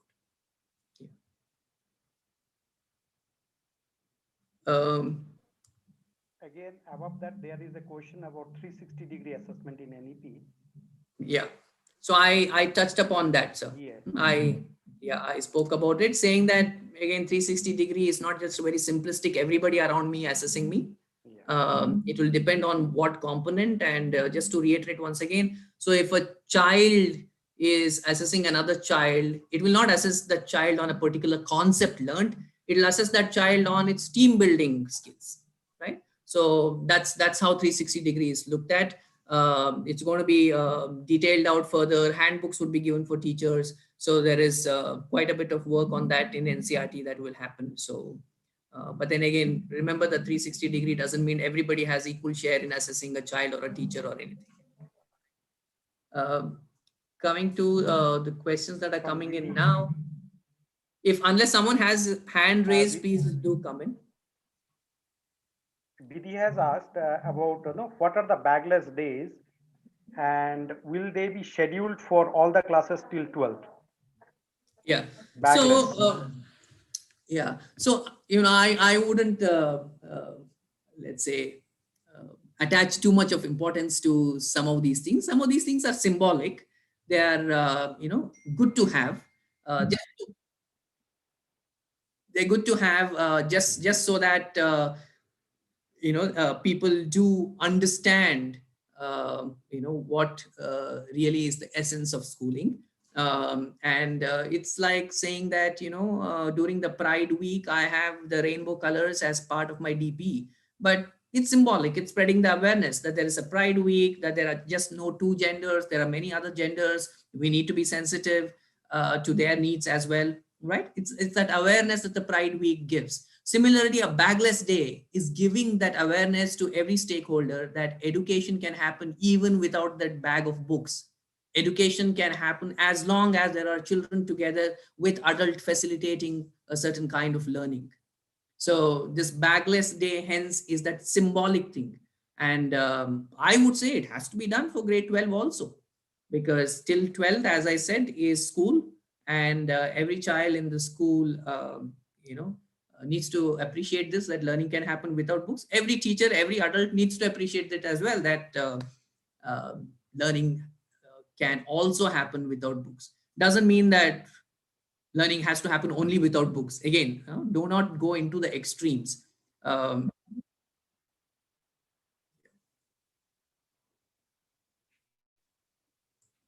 So any other questions? So the questions, these were the questions in the chat box that I can see. But I know since morning, all of you have been on a webinar. So must be very hungry by now. So if there are any questions, please put it in the chat box, or you can ask. And or Professor Das, over to you. If you think it's already too much, you may take a call too. Kavita K, will there be regulations for play homes? Some of them are in, them are in run in car garage, play homes. Yeah.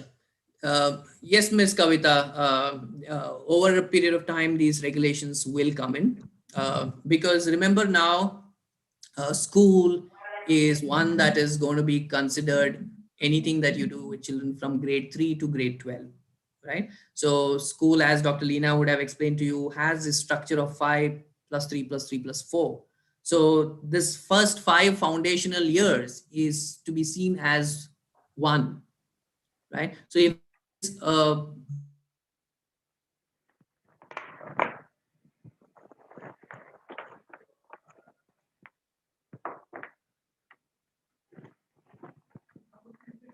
right, NEP talks about from age 3 onwards.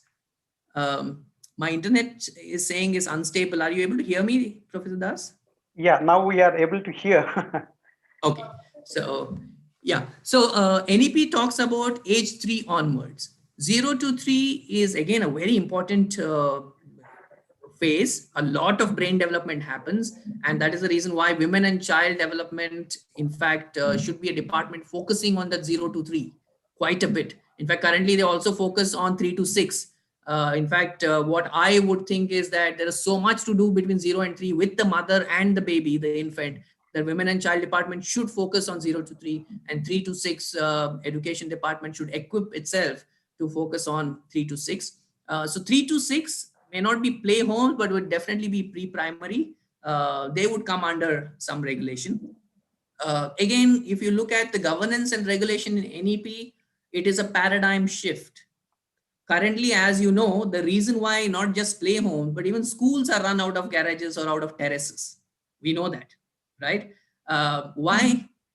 Because there are just so many rules. Nobody knows what is the rule and what is not a rule. And when you have so many rules, there are so many different ways in which you can go scot-free, right? So what NEP says is just ensure that this becomes very, very simple. Have very, very basic rules. And then it is very, very easy also to regulate what is needed to be regulated.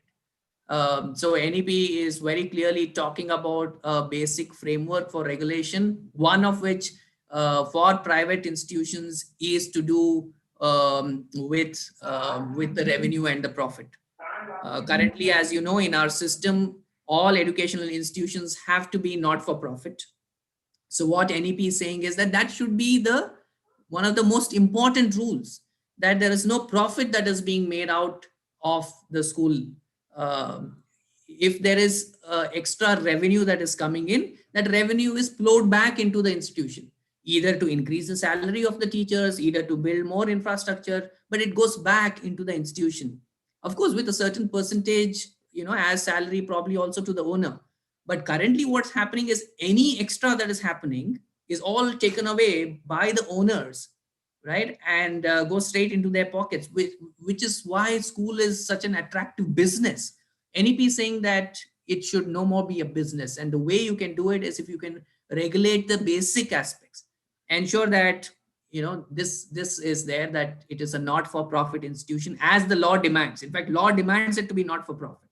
So what does a not-for-profit mean? And it talks about very, very simple ways in which you regulate. One is self-assessment.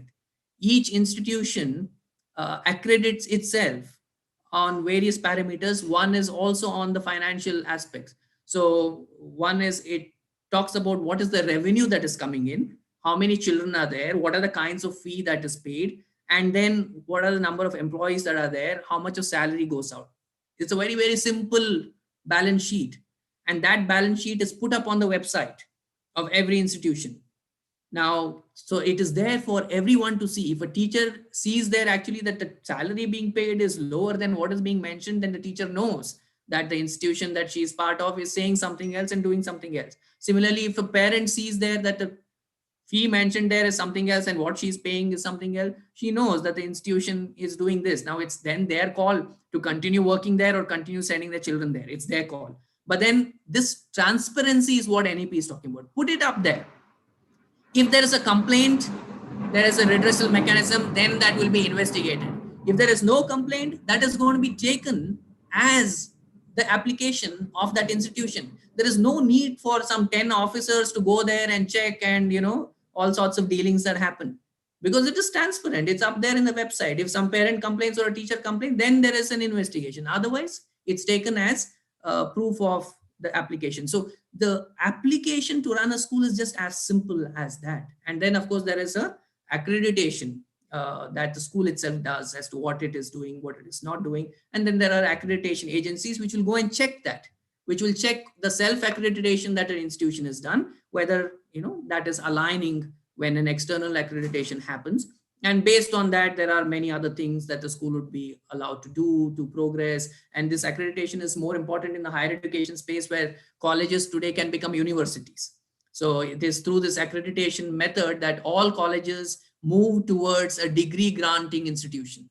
There is no more an affiliated system in higher education once this is in place. And this is, of course, a 10 to 15-year-old time period wherein all colleges become degree granting colleges. So Seshadripuram College will grant a Seshadripuram College degree, not a Bangalore University degree.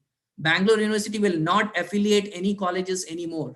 But as I'm saying anymore, when I say not from today, it's going to take a 10, 15 year. By then, the Seshadripuram College should have accredited itself to the level that it gets the permission that it can grant its own degree. Now, if a certain college cannot grow and cannot really become to that level of accreditation, then it just becomes a constituent college. It loses its tag. It will then become just a Bangalore University college.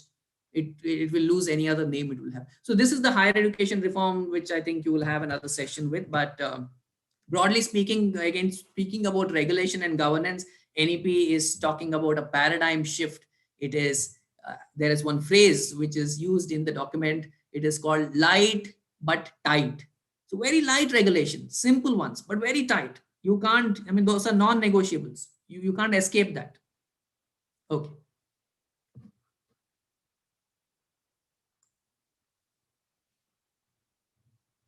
Last question probably for today from Parulji. NEP will help to reduce the gap between government schools and private schools. Parents want their children to go to the private school rather than government school. So will the gap be reduced, or will there be kind of, how presently it's going on? Private school is like this, government school is like that. Though we know that we have studied throughout our childhood in government schools, and we understand government school teachers are when their recruitment happens, it is a very high standard. Then why is the demarcation? So I added few points to that. So how it will be? Right. So the hope is that the public education system across the country is strengthened to a level that it becomes the first choice. Currently, it is the last choice in many cases. Not always, but mind you, even a Kendriya Vidyalaya is a public education system, is part of a public education system. In fact, in many places, it's a first choice, right? KV, the many KVs that are there in our city, in Bangalore, they are the first choice, KV Malleshwaram, KV this, KV that, but they are government schools. So it's not everywhere that the government school is the last choice. So the idea, NEP is very clear. It is saying that the policy is one which is focusing completely on strengthening the public education system. And that is why it is saying in this regulation business, the entire education department is busy in regulating the private. They forgot that they have to run the government schools, right? So NEP is saying, make this change. Your business is to run the government schools and make it so good that very few private schools may be required after that. So that is the regulation governance change that, NEP is saying that needs to happen. So moment you make the regulation very light, then you don't have to have so many officers running behind private schools, and they can become owners of the government schools, ensure that the quality of the government schools is high. In fact, that is the reason why there's a difference in that governance structure also. NEP proposes that the Commissioner of Public Instruction, who today is the boss of all schools in the state, becomes only the owner of government schools. And that Commissioner CPI's role is to ensure that his 40,000 schools in Karnataka are of top quality, not the remaining 40,000 private schools also, because that regulation is going to happen through a unit called SSSA, which is the School Standards Authority. So SSSA is the one which will bring about these regulations, and through an accreditation ensure that the quality of private schools are also maintained. But the department will look after the government schools and make the government schools very good. So make all state government schools as good as the KVs or the Navodaya Vidyalayas. And ma'am, Parul ma'am, your question then wouldn't really be there, because most of us would then want our children to be in the government schools only if it is not available at all, or if something special like in other countries wherein there's a particular religious reason I want my child to study in a specific school, and that school is giving a particular special curriculum or something. It's only then I will send the child to a private school. Otherwise, I will send my child to a free government school. Right? That's the whole aim of NEP, in fact. I will just, Professor Das, I'll just, since ma'am has asked that question, very quickly answer Divyamani madam's question on qualifications, professions changing. It will not change for all professions. For teaching profession, for school teachers, it will become just a 4-year B.Ed instead of a 2-year B.Ed. That's the only change. Otherwise, for an engineer, it will continue to be a 4-year engineering degree, but that engineering course will be within a multidisciplinary university. It won't just be on engineering college. It will have to be in a multidisciplinary university. But medical degree and law degree, now these two are the ones currently not in the ambit of all these changes. Of course, many reasons. The health ministry said that for medical degrees, you need a hospital and all that can't be in a university. And so it will have to be separate. Similarly, the Bar Council argued for certain reasons for law university to be kept out. So these two are the only ones which will be out of a multidisciplinary environment. Otherwise, in the next 10 to 15 years, everything is supposed to come into one university. This is all to help integrated learning to take place. And when you look at outside our country, in the developed world particularly, you see that learning happens this way in an integrated manner. I'm doing engineering. Suddenly I find a course in history very interesting, ancient Indian history. I go and take an ancient Indian history course as well, right? And there could be many things after I've done that course, after I become an engineer, there could be many things that I can pick from that into my, creating my solutions, right? So that's how our brain works. And NEP is saying we need to create those platforms. Yeah? Again, time horizon, 10 to 15 years. So don't panic. Huh? We all have time, and all that we need to remember is that that's the direction in which NEP is pushing our reforms. And we need to also start thinking in that direction.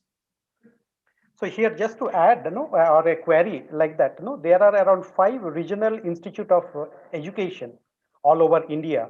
So they run like 4-year integrated BSc B.Ed or BA B.Ed or kind of, and 2 years of MSc M.Ed.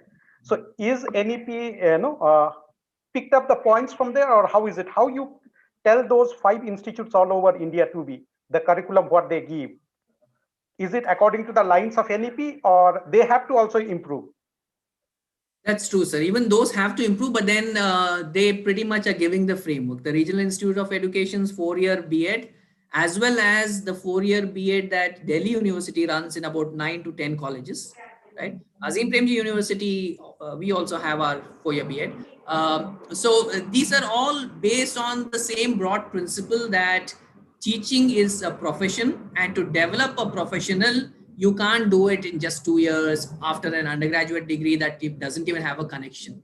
So it has to, it requires this kind of a length. So usually what happens, and which is what RIA curriculum is also, but it will go through some reform, is that in the first initial 2 years, you study the core subjects, right? Child development, child psychology, the latest neuroscience researchers and things like that, whatever you want to become. Then in the next 2 years, that is the last 4 semesters, that is where you specialize. So you either become a math teacher, you become an early year teacher, you become a PE teacher. So which means after your 4 years, whether you're teaching math in 11th standard, whether you're teaching nursery, a 3-year-old, or whether you're doing your physical education classes, we all are the same.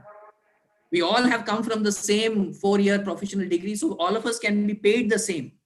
And I, just because I'm teaching math in 11th standard, I'm not going to look down upon a teacher who's doing so well with nursery children and, building their core competence at those early years, which is very important.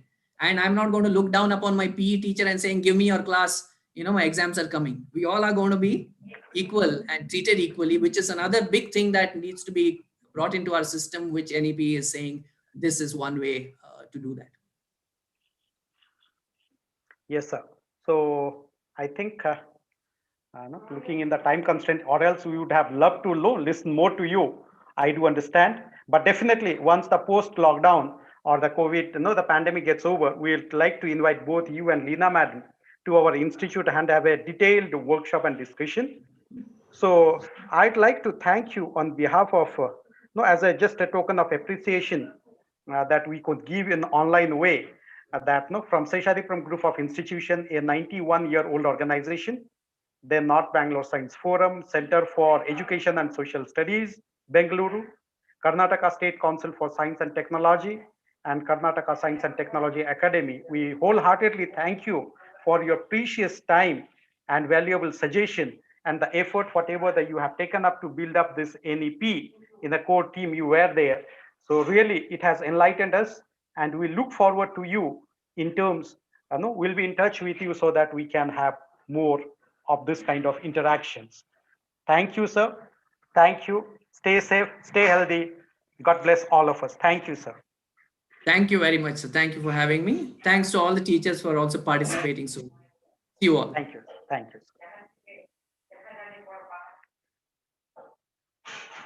I request all the participants, thank you. And respective head of the institutions can check out their representatives or the faculties who have taken or participate in it. We have also noted. So thank you one and all. So tomorrow it is for higher education, PUC. So as usual, from tomorrow onwards, respected madam and sir, who are taking care of the primary school, you can take care of your normal curriculum. Thank you. Thank you one and all to all of you. God bless all of us. Stay safe, stay healthy.